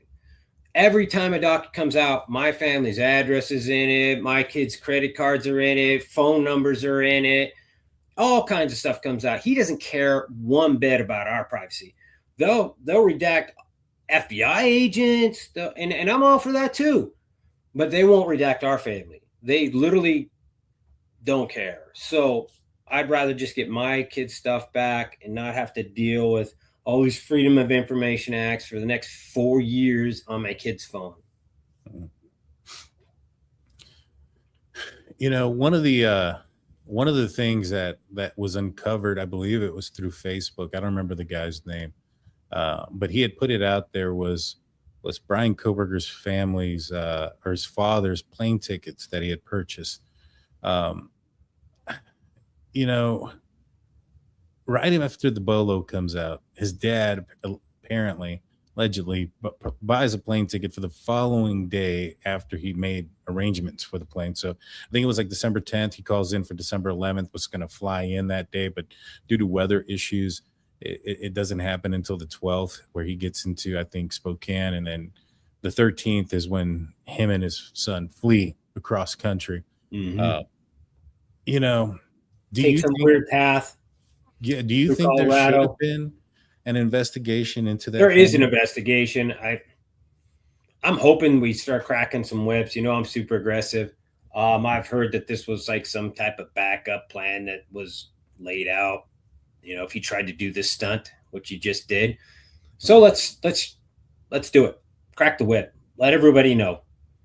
They're not innocent. They had 100% knowledge. They know that their phones have been searched. They know that he was telling them, I'm out jogging at 2:30 in the morning. And then the murders are happening around 2 to 4. And they're like, he's been texting us and telling us she's out during that time. He's got a white car. There's a knife in the shopping car. He's 10 miles from the house. That the family was putting things together, right? So they went and got him and then dragged him back. And then they were going to go get rid of that white car. That car wasn't coming back with him. He's going to go get a new one. He already told multiple people, including some mechanic, that don't worry, I'm getting rid of my car. So, he was going to come back, fight his suspension, and he was an egomaniac, dude. He's a turvy, dude. They think they can argue their way through everything. They're smarter than everyone in the room. They're the most annoying, the people you can't stand. You literally see everyone's watching him talk, and you're just like, oh my gosh, this guy is just crazy. That's who these two individuals are. So it would have been, they know that they should be quiet, be very quiet, take the high road, because you didn't take the high road. So now you should, because you don't want to wake these bears. You don't want to go down these paths. If you know you've done things that are questionable, you better be quiet. You better sit back, and you better just let it be. Yeah, because I know that they're supposedly, allegedly, I don't know pro burgers can probably, they can do things that are fake, but there's been one pro burger that's been putting out that they've been in contact with one of Bryan Kohberger's sisters, and they've been, I guess, also putting out a bunch of this like misinformation type stuff out there, to try to build this conspiracy and stuff like that. It is insane. And when I hear things like that and I see things, which I don't know if it's true, I don't know if the Pro Burger channel is just making it up, that they're in communication with one of Bryan Kohberger's sisters or not. But that right there just kind of says a lot to me about the type of folks that they are. What kind of channel? Are we talking like a trashy, like sub 100K channel? What are we talking, Mike, here? Yeah, it is sub 100K. It's got a little bit more subs than I do, but it's sub 100K. And this one lady just likes to trash you guys, and that's all she is. Well, if you trashing us and that's who they reach out to, well, that's kind of says a lot, right? Yeah. But you better be careful, just like Turby. You better be careful because I don't have anything to worry about. Zero to worry about. If somebody was in my garage vacuuming a crime scene, I might be a little nervous that I'm going to keep my house. I mean, the crazy thing is, I mean, the inside of that vehicle was very clean. The exterior wasn't, but he kept cleaning the interior of the vehicle. And then you also have it being a Hyundai Elantra, and it being, from what it looked like from the pictures that I had seen, was the only vehicle that was in his garage or in his dad's garage. So they allowed Bryan Kohberger's 2015 Elantra. It'd be different if he had like a luxury car, or he had a car that he customarily left in a garage. You weren't trying to get rid of? Right, exactly. And so I just thought it was fairly obvious. Jeff, you weren't the only one. Everybody who was surveying that house found very unique and bizarre behaviors going on. These are the smartest individuals when it comes to forensic and investigations. You can't pull the wool over the FBI and all these people that are watching this crime scene. They're watching all of them. They knew exactly what's going on. And they know when somebody's being assisted and when somebody's not being assisted, when somebody's completely clueless, when somebody's totally suspecting things. I will let the FBI stand by that. I know what kind of investigations are being done. Be careful. It's all I'm saying. I don't want to go down that road. That's not who I'm after. But if you want to play with the big boys, if you want to get in this race, if you want to go from being these sidesteppers to big defenders, then there's going to be consequences. Yeah. We have a couple of questions here from some super chats. Jeff asks, he's curious about what you meant about the killer not having to go upstairs. Well, so I knew pretty early on that the glass area was a point of interest. So that person came in through there. So when you come into that house, you're passing a victim. Dylan's room, you go right past it. And then you come around the steps and you could go down and get Xana's room, which used to be Kaylee's room. Mm-hmm. So this person goes upstairs, which is like the longest path to go to make a victim. So what I'm saying is he doesn't have, if he's just some random guy, he just goes to the first door, opens it up, and he gets his first victim. Right. That doesn't happen. He goes past that, goes upstairs. There's a dog up there.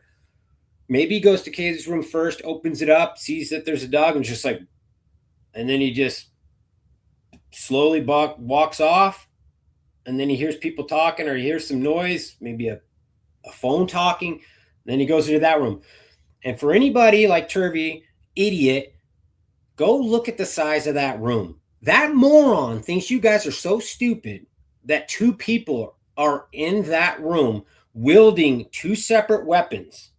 Because he's saying, like he's the gigolo. He's the forensic gigolo. He'll tell you what you need to have in your crime scene. So he's saying, oh, there's two different perpetrators in there with two separate weapons. There's not enough room for two men to be in there swinging weapons and doing all this damage. I agree there was two different weapons because the experts tell me that there's two different weapons and there's there's factual evidence on the bodies to show that. But I'm not going to believe some expert who takes tens of thousands of dollars to come up with some opinion to say, oh, there was 2 people in there. How? Because there was 2 weapons. I mean, come on. That room, there's not enough room for 2 people to go in there and do this attack. It's just that simple. So now if you want to go down some other, like they were attacked in another room and all that stuff, I don't got time for that because there's splatter on the walls. There's aspirations of blood under pressure. The sheath is there. I mean, it's so funny that Turvey literally tells people that the sheath is on the floor. Okay, so it's on the floor, but your expert testimony says it's on the bed. So you're going to tell people to sell your book that it's on the floor. But when you get under oath and put your hand on the Bible and you could go to prison or jail for lying, you say, oh, no, it was in the bed. It was definitely in the bed. I think some things were staged. I think the bodies were staged. But he doesn't say it's on the floor. But he tells people to go buy his book and it's on the floor. It's like, I just don't understand how people like to be lied to. Like, I would be mad that somebody lied to. Like, I paid for this book and this clown played me and I can go through, oh, Kaylee got attacked in her own room? Like, what? I mean, how long have we been here, guys? Yeah. And I see people defend him that are like, try to be neutral. But I'm like, you can't be neutral to some dude who in year almost 4 is just spewing the same lies that we had. And they weren't lies. They were probably just simple mistakes that we all repeated back in the day because they sealed this thing up so tight. But if it was 23, okay. But when 26 and we're letting somebody say some stupid crap like, oh, the sheath was on the floor. I swear on the Bible. Oh, yeah, it was on the bed. It was on the bed. This is like wild, dude. Like, what? That is. And so, I mean, basically what you were saying is that you felt that there was an intended target when you said that he didn't have to go upstairs. I felt like I had some FBI type people say, hey, Steve, we think this individual had picked this house. That's what was being meant by targeted. We weren't trying to say the families were targeted or the kids were targeted. We're trying to say that this individual went around this pathway and looked. And unfortunately, that house allowed you to see a lot of what was going on. Because of the hill and the topology of everything, you could sit in little locations and see inside the house. That's why I was so upset that Thompson wanted to tear the house down, because I knew that the jury was going to say, what could I see if I was parked here? If he's doing these paths on Linda Lane and doing all these things, what could I see going down those things? Like, could I see Kaylee walking around in a room? Could I see Maddie in a room? If I come around that road and go there, who am I seeing? Xana? What do I get? And then they just tore it all down. I mean, I get so much hell from the Kohbergers, but I've fought more for their positions than I've fought for a lot of the people that think he's guilty. You know, I've pushed back as hard as I can because I didn't want to fight my community. I wanted everybody to be on the same page and say, we got the guy, now let's kill him, put him in the ground. And then that's the message. I mean, nobody wants to talk about that, but I'm done with school shootings. I'm done with punks grabbing guns and acting like badasses and shooting people. I'm so like, thank God we just had that guy in Idaho blast that guy. Was in and out. He just pulled out a gun with the silencer. So Idaho doesn't play, you know. We need to restore a little bit more respect and authority to citizens. And if our courtrooms are going to bail out 90% of the time, then we got to do something else, you know. Yeah, no, I agree. Jeff has another question. He says that you mentioned Xana's 412 TikTok comment on Hannity. Can you tell us what it said? I could be wrong on all the impact, but she hit a thumbs up. The heart. I believe she hit the heart on a song or TikTok's a little different for me. I don't do it, but it was like it was like a friend or somebody doing a dance to a certain music, and she hearted it, and that was a timestamp that was very critical to knowing that the crimes weren't at 4 or 2:20ish. You hear the scream over at the 112. I don't like getting into that, but that was a domestic dispute that was going on. There's a gentleman who appears pretty intoxicated, comes in, or I think around 150 something. I won't get too close to the time because I'll get it wrong. He comes in there, and that screaming and yelling was definitely investigated, and it was a non-issue. So, but what really made me mad was I was like, all right, so tell people, because I'm all about dispelling the lies and and maybe it's foolish for a dad to think that he can combat all the lies. And maybe I made them frustrated that I wanted to dispel this stuff. And they're like, we don't care. If your life is going through hell, that's not our problem. If your kids and families are reading all these TikToks and all these comments, we don't care. We're not going to dispel all these rumors because we'd be doing that all day long, Steve, and that would just take up too much of our time.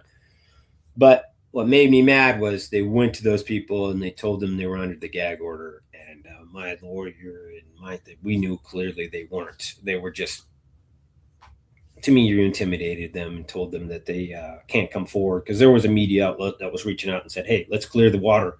Let's clear this debate up, which would have been years ago. And we wouldn't be talking about this 2:00 stuff. And, wow. I didn't know they investigated that. They did 100%, because everything was being investigated. You guys think clumps of hair are just going to be over? I know you don't, because you're a previous police officer, but a clump of hair that you can literally attach to a corner of somebody's thing, their skull, and you realize that's where you're not going to run a test, guys. You're not 90%, 90 some plus, probably closer to 99% of the stuff wasn't tested. Here's another thing. Oh yeah, I did. Oh, I can't wait to tell this one. So some people, even family members of mine, thought that they could go into Xana room and get a sample that had Kaylee, Maddie, Ethan, Xana, and perfectly the guy who did it. Mm-hmm. It's impossible to have 5. Impossible. You know how hard it is to get 4? How hard is that? You have about 1% chance to get 4 individuals identified 100%. Because just remember, you had Kaylee, Maddie, and unknown. That's what starts happening. The higher you start getting samples, the more people that are in that sample, it statistically gets more and more difficult for them to identify everyone, because we all share nuclei. We all share certain things. So when they start blending together, the statistical probability of them being able to figure out who all is in there, first and foremost, if you got 5, you're talking about 20%. How do you, or you're this one's 10, this one's 5, this one's 35. It doesn't work that way. So many people thought they could go into that room and just dab the right surface area, and then they solved the case some Hollywood movie, Murder, She Wrote. I seen this in Murder, She Wrote. they put the little swab, and then they catch them all. It's I didn't know all this stuff either. But now that we've got our murder has a name, and I've talked to some of these labs, they're like, Steve, they did a really good job getting one single source, like what they got on the sheath.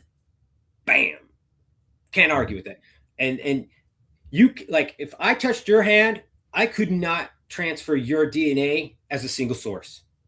No, if I shipped if I did anything with you physically touching and I touch you, it would be 2 source. It would, because your cells touch my cells, and whatever I touch is going to be a combination of both of our cells.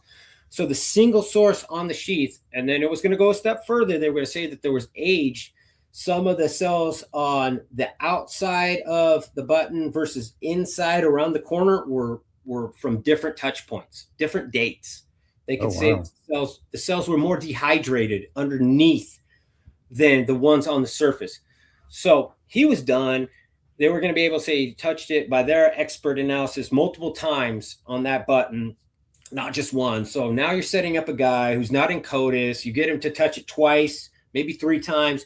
Then you throw it in, you get a little bit of Kaylee's blood on there, get a little bit of Maddie's blood on there. And so I don't know how they could be murdered somewhere else in the house, and their aspirated blood is on this sheath, and then it's on the bed, and then it's outlined.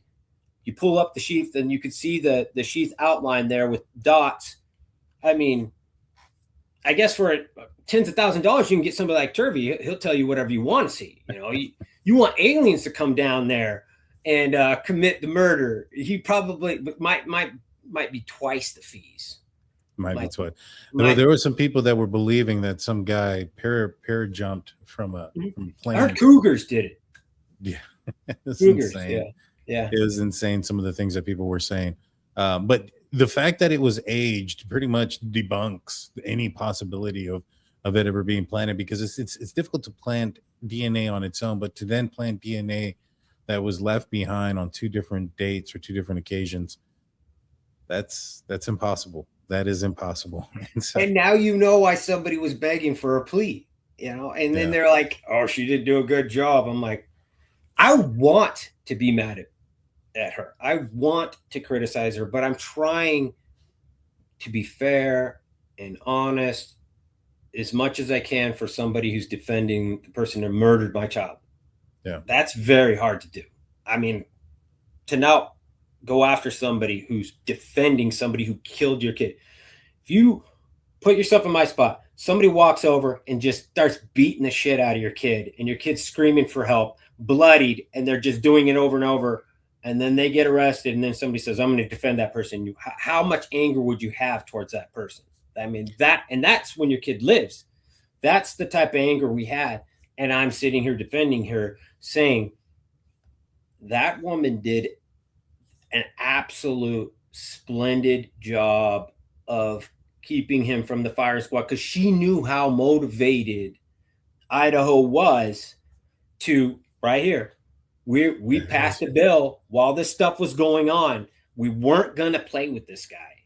And she was like, I think you're not going to find a jury of outdoor, because it already happened with the grand jury. One of the questions they had was, okay, he has a K-bar.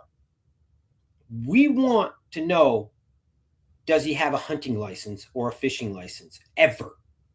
Because we're hunters and fishermen. That's a natural question.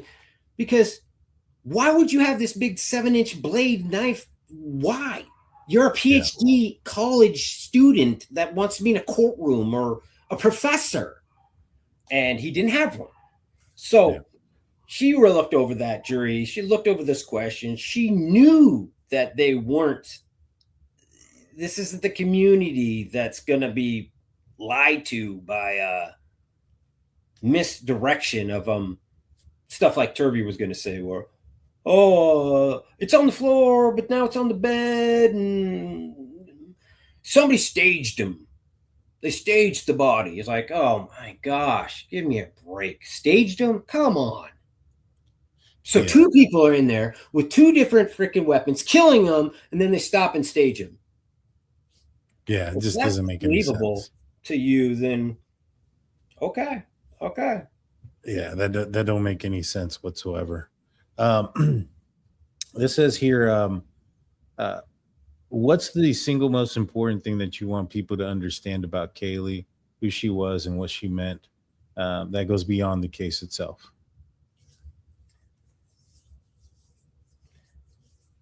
Kaylee was so wonderful, so powerful, so bubbly that the whole family rose up to fight this battle. Mm-hmm. I think that kind of lets people know.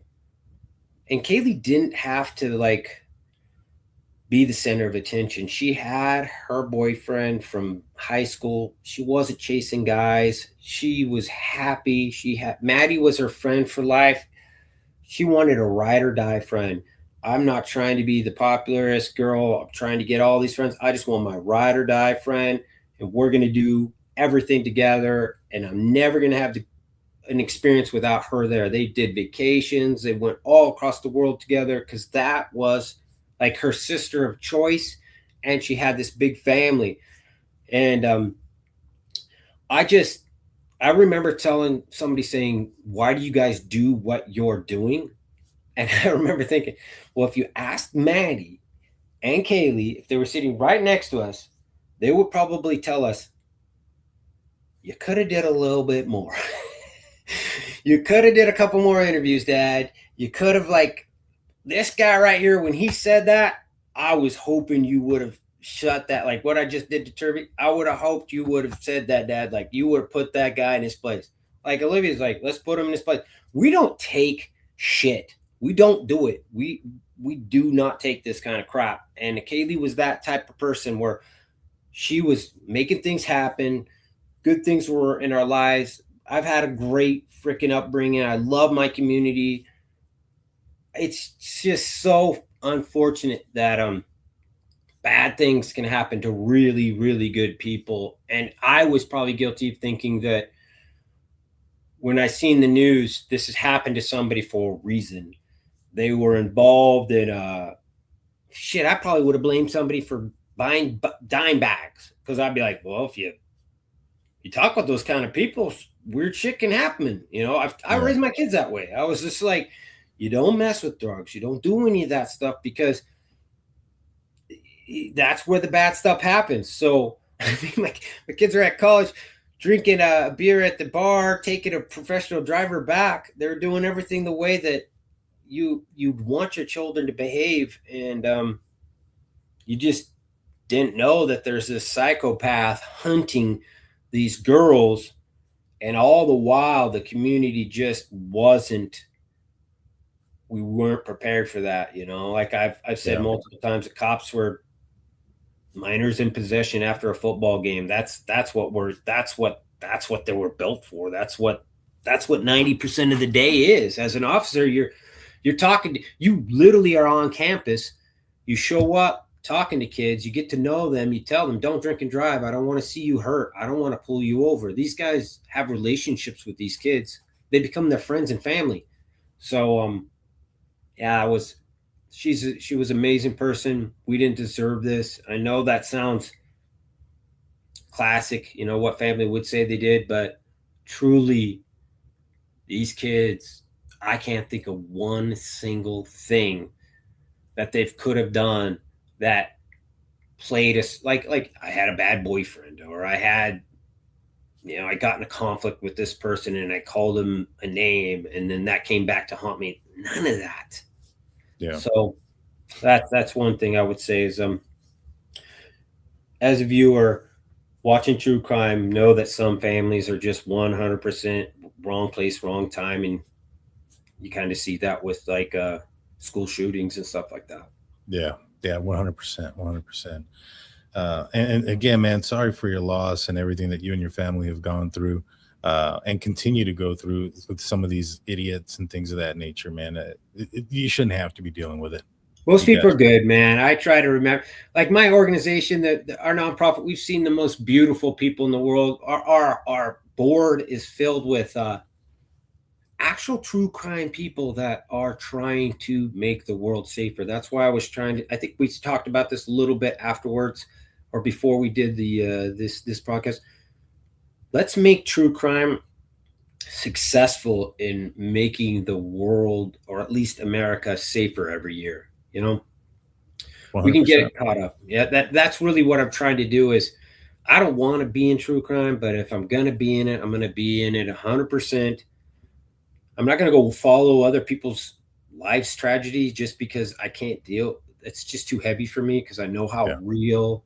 There's no actors here anymore. These are really daughters and fathers and sisters and mothers that are dying. So I have a hard time with that.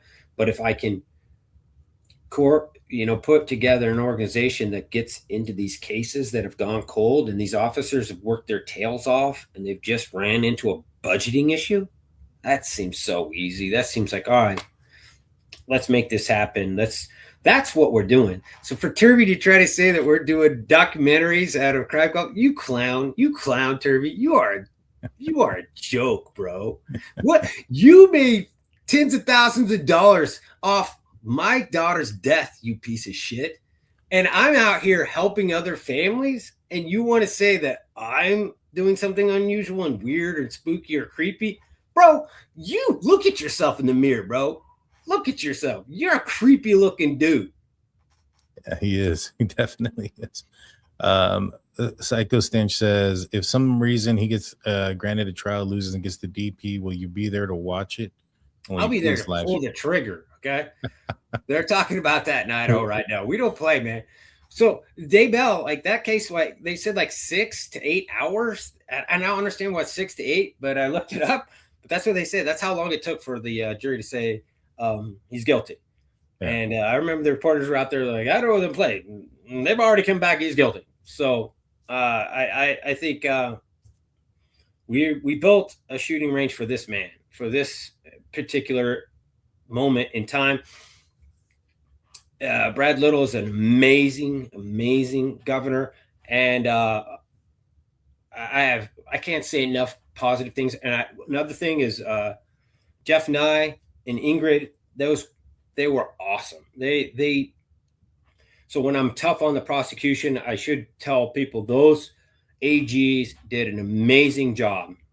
It's just that town is so under pressure by the university that it was hard to get them to fight like I wanted them to fight. And but some people really did step up and do an amazing job, and I want to give them credit.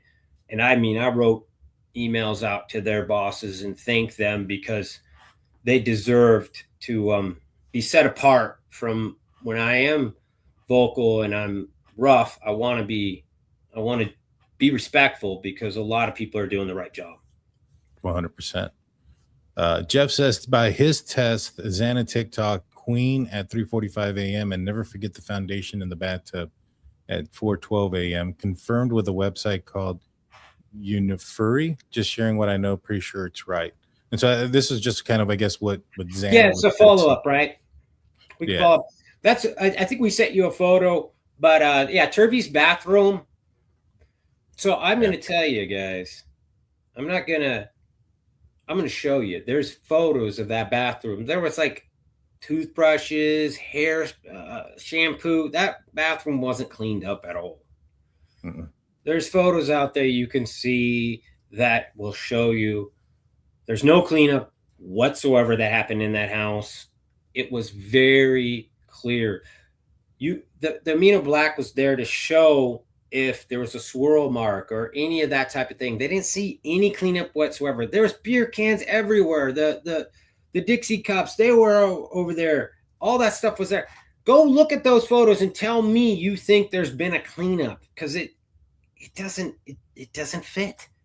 So don't let some idiot sell you a book and a story that doesn't match what your own eyes can show you. I mean, you guys are smarter than that. I mean, the true crime's smarter than that. Like, look at that house and tell me you think that there was 8 hours of cleanup in it. I wish my daughter would have cleaned it up a little bit. It's a little embarrassing to see the house that dirty and that bad. So for somebody to think that there was an 8 hour cleanup, come on, man. We got to do better than that. Yeah, 100%. I mean, the whole cleanup thing was just outrageous. It was absolutely outrageous. There's another thing that there's details that are going to come out. Like when I say I want men, so this is a warning out to the investigators in this case. Come out and talk about the footprint by Dylan's room, so I don't have to, because it's a backstory there that explains it all. And I thought about saying today what it is, but my wife was all nervous, and so I was like, all right, fine, I won't do it. And then Olivia was like, Dad, give them a chance. So like, Ray stood by his work. Investigators, stand by your work, because people are using that stupid footprint by Dylan's room to make it sound like she was involved, or the killer had some one-legged hop, or there's no way for him to get the blood from Xana's room to that spot. There's a total explanation for that piece of evidence, and it all lines up, and it would have came out in court.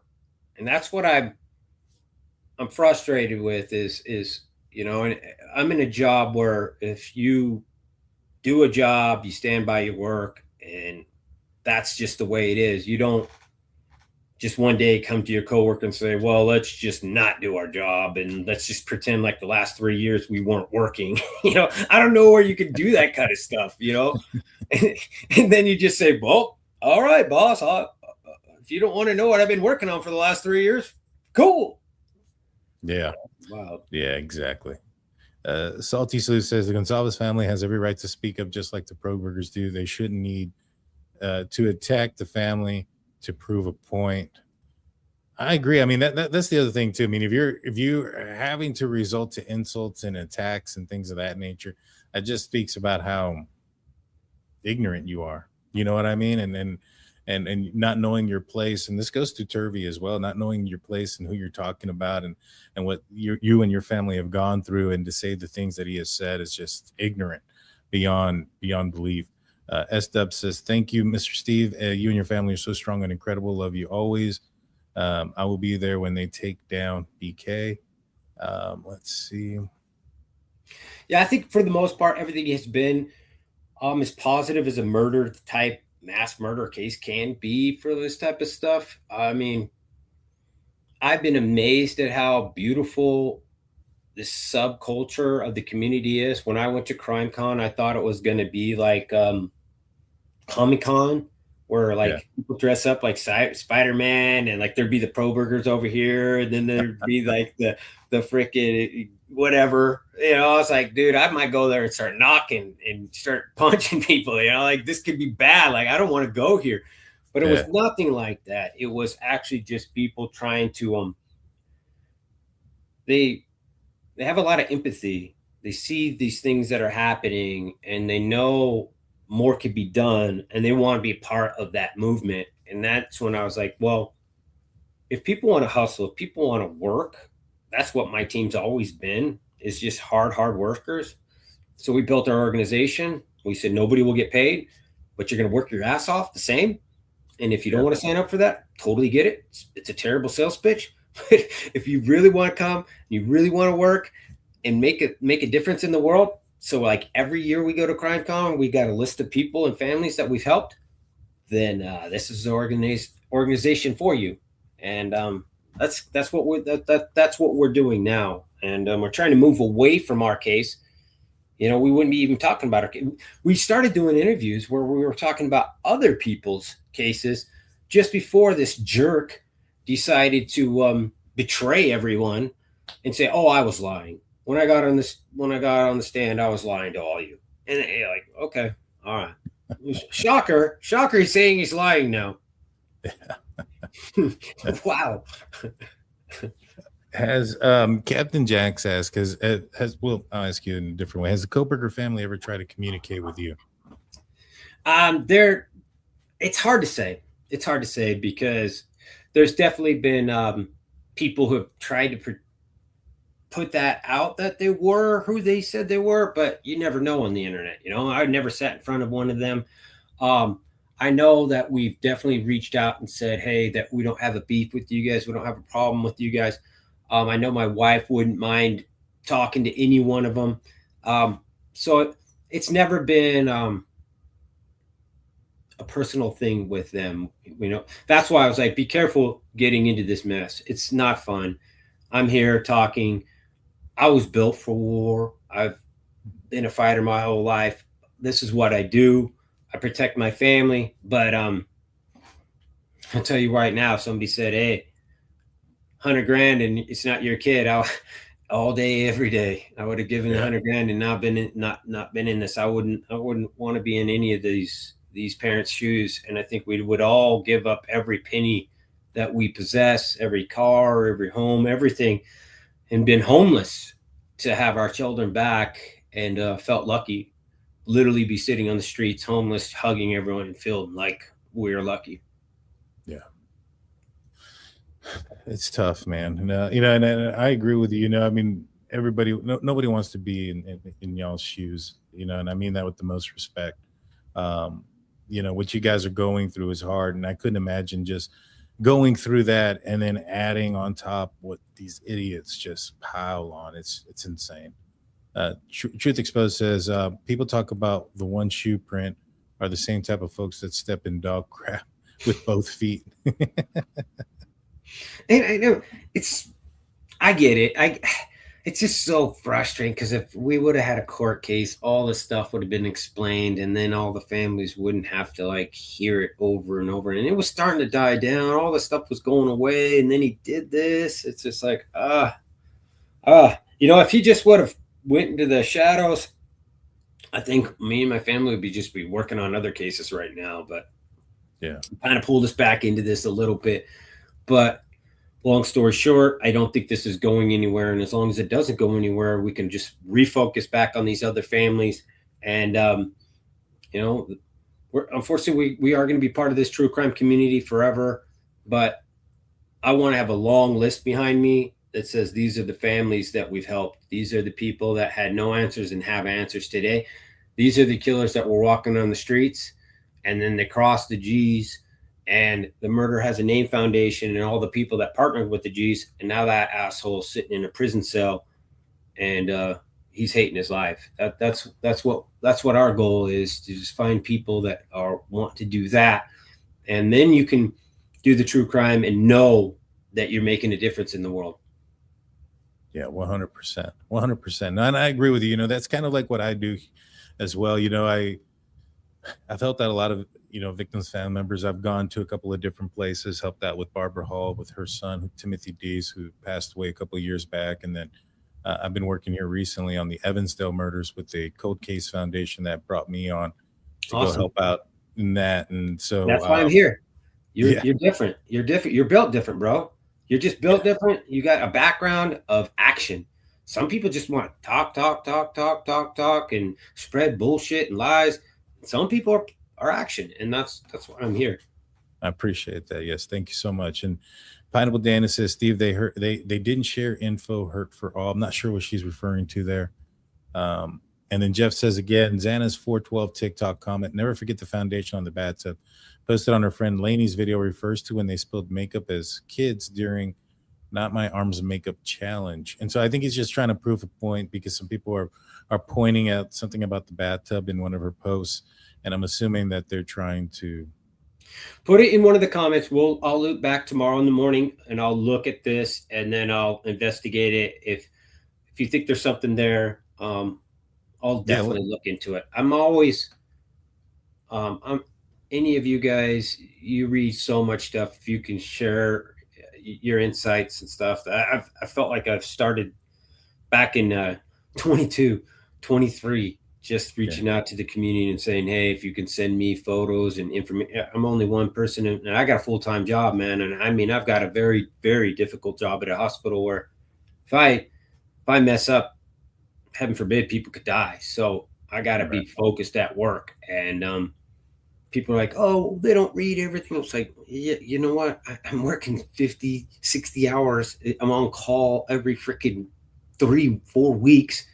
Yeah, I can't sit on my butt all day long reading true crime stuff. I'm sorry. Yeah. No, I agree. And I'll get with Jeff. I know him personally. I'll get the details from that. Perfect. And Dr. Vona says, Steve, your love for Kaylee is beautiful. God bless. And Sirius says, we appreciate you, Christy, and your beautiful kids. You are always in our thoughts and prayers.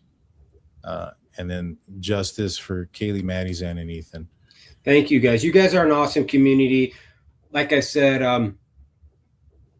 there's certain people that I've partnered with because there's certain communities that really shine. And I just want to be around people that are positive and people that are making a difference. I don't want to be around that negativity and that shit talking. And I don't want to talk bad about anybody, man. I don't even put some of these people's names in my mouth until they've already talked bad about my family. I think everybody's pretty aware. You fuck with Steve's family, he's coming with you with both fucking horns and both fucking fists. That's just the truth. So if people want to talk my name, I will be negative. I'm sorry. But other than that, I don't want no negative. This community is amazing.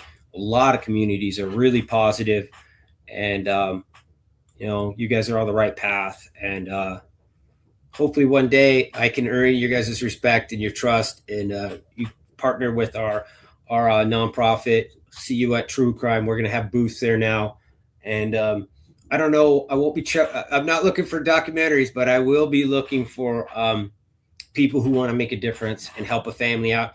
And that doesn't even need to be money. If you could come to me with a family that needs help and they have forensic data and that code is hit, comes back 0, those are the type of cases that we'll reach out to investigators and try to establish a way to pay for that. And another thing we want to say is we aren't breaking cases. We're not solving cases.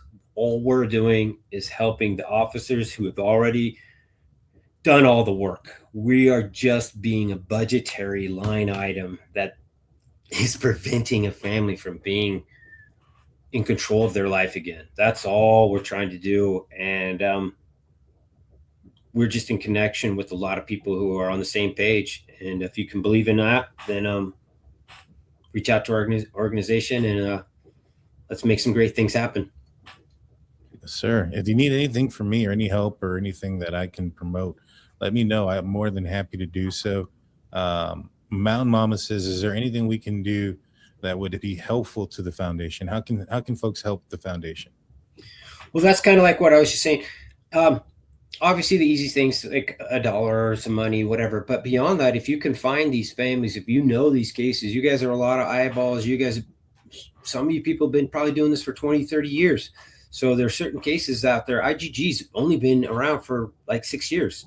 So a lot of these families, they looked up CODIS. CODIS is 19 million people. All right. When you combine the other databases, you're closer to 100 million. So that's how hard it is to go from a case where you have genetics. And I hate to say this, there's a lot of old rape cases where there is a lot of DNA there, and the perp isn't in CODIS. Those cases are prime for this type of technology where we could go in there, do a forensics, get a SNP, get that profile, upload it, and we're going to find these people and we're going to rip them out of the streets, throw them in the prisons that they belong in. And imagine a girl that's been raped and like living her life every single day, walking around parking lots, thinking that person, knowing that person's still out there. That kind of stuff that is true crime, guys. To me, that is true crime. I mean, a little bit of it is how did this thing happen? But then another part of it is how do we prevent it from happening? And that's where I'm at now. I'm trying to just be pure prevention and away from this drama of my case. I want this case to be over. I want to move on to something that is actually, positive. And our case is old. It's over. It's done. I wish everybody would move on. Yeah. That's one of the things that I was talking to somebody not too long ago, and they were telling me like, hey, how are these pro burger channels growing and things of that nature? And I'm like, it's because there's nothing else there anymore. The guy admitted to it. He pled guilty. He's wanting to change his plea because he's a whiny little girl. And he thinks that because he's, doesn't have whatever it is that he wants, that he can complain his way into getting things. And probably for most of his life, he's been able to throw tantrums and get away with things and get things his way. And he thinks he can continue that path, in prison now. And it's not going to fly and it's not going to work. But those that know he did it know that he's guilty and know that there's nothing more. And the only ones that stick around now at this point have been a lot of the pro burgers and those that are just looking for anything to stay relevant in the case, to say that they weren't wrong when they clearly were. And that is probably the most destructive part about it, is that these people are unwilling to admit that they were wrong and are willing to tear down families to basically not be wrong in their opinion. And it's just wild. It's one positive thing is like channels like yours. What have you done? There's no story to tell anymore. So you've moved on to help another family. You've moved on to another story. You've even reached out to me on cellular data because I've known some people, I know the Barnharts. So that's who you are. You're not here for the drama and the entertainment and death. You're here to make things better. And so actually you've moved to a case that you can do that in. This case is over. The people have stayed and festered on this, and like vultures flying around the bodies.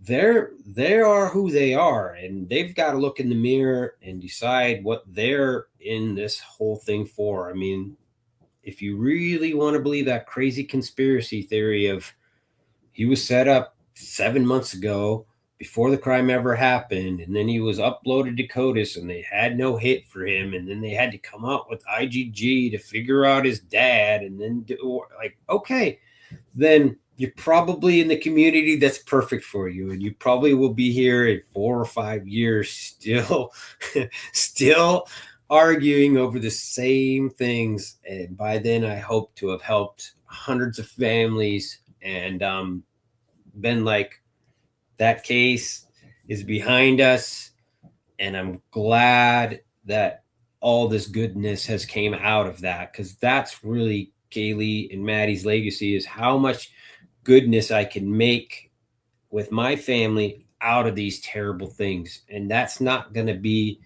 by me doing interviews and talking. It's going to be by me helping these other families get justice. And then I can say, Kaylee, we did that in your name. Maddie, we did that in your name.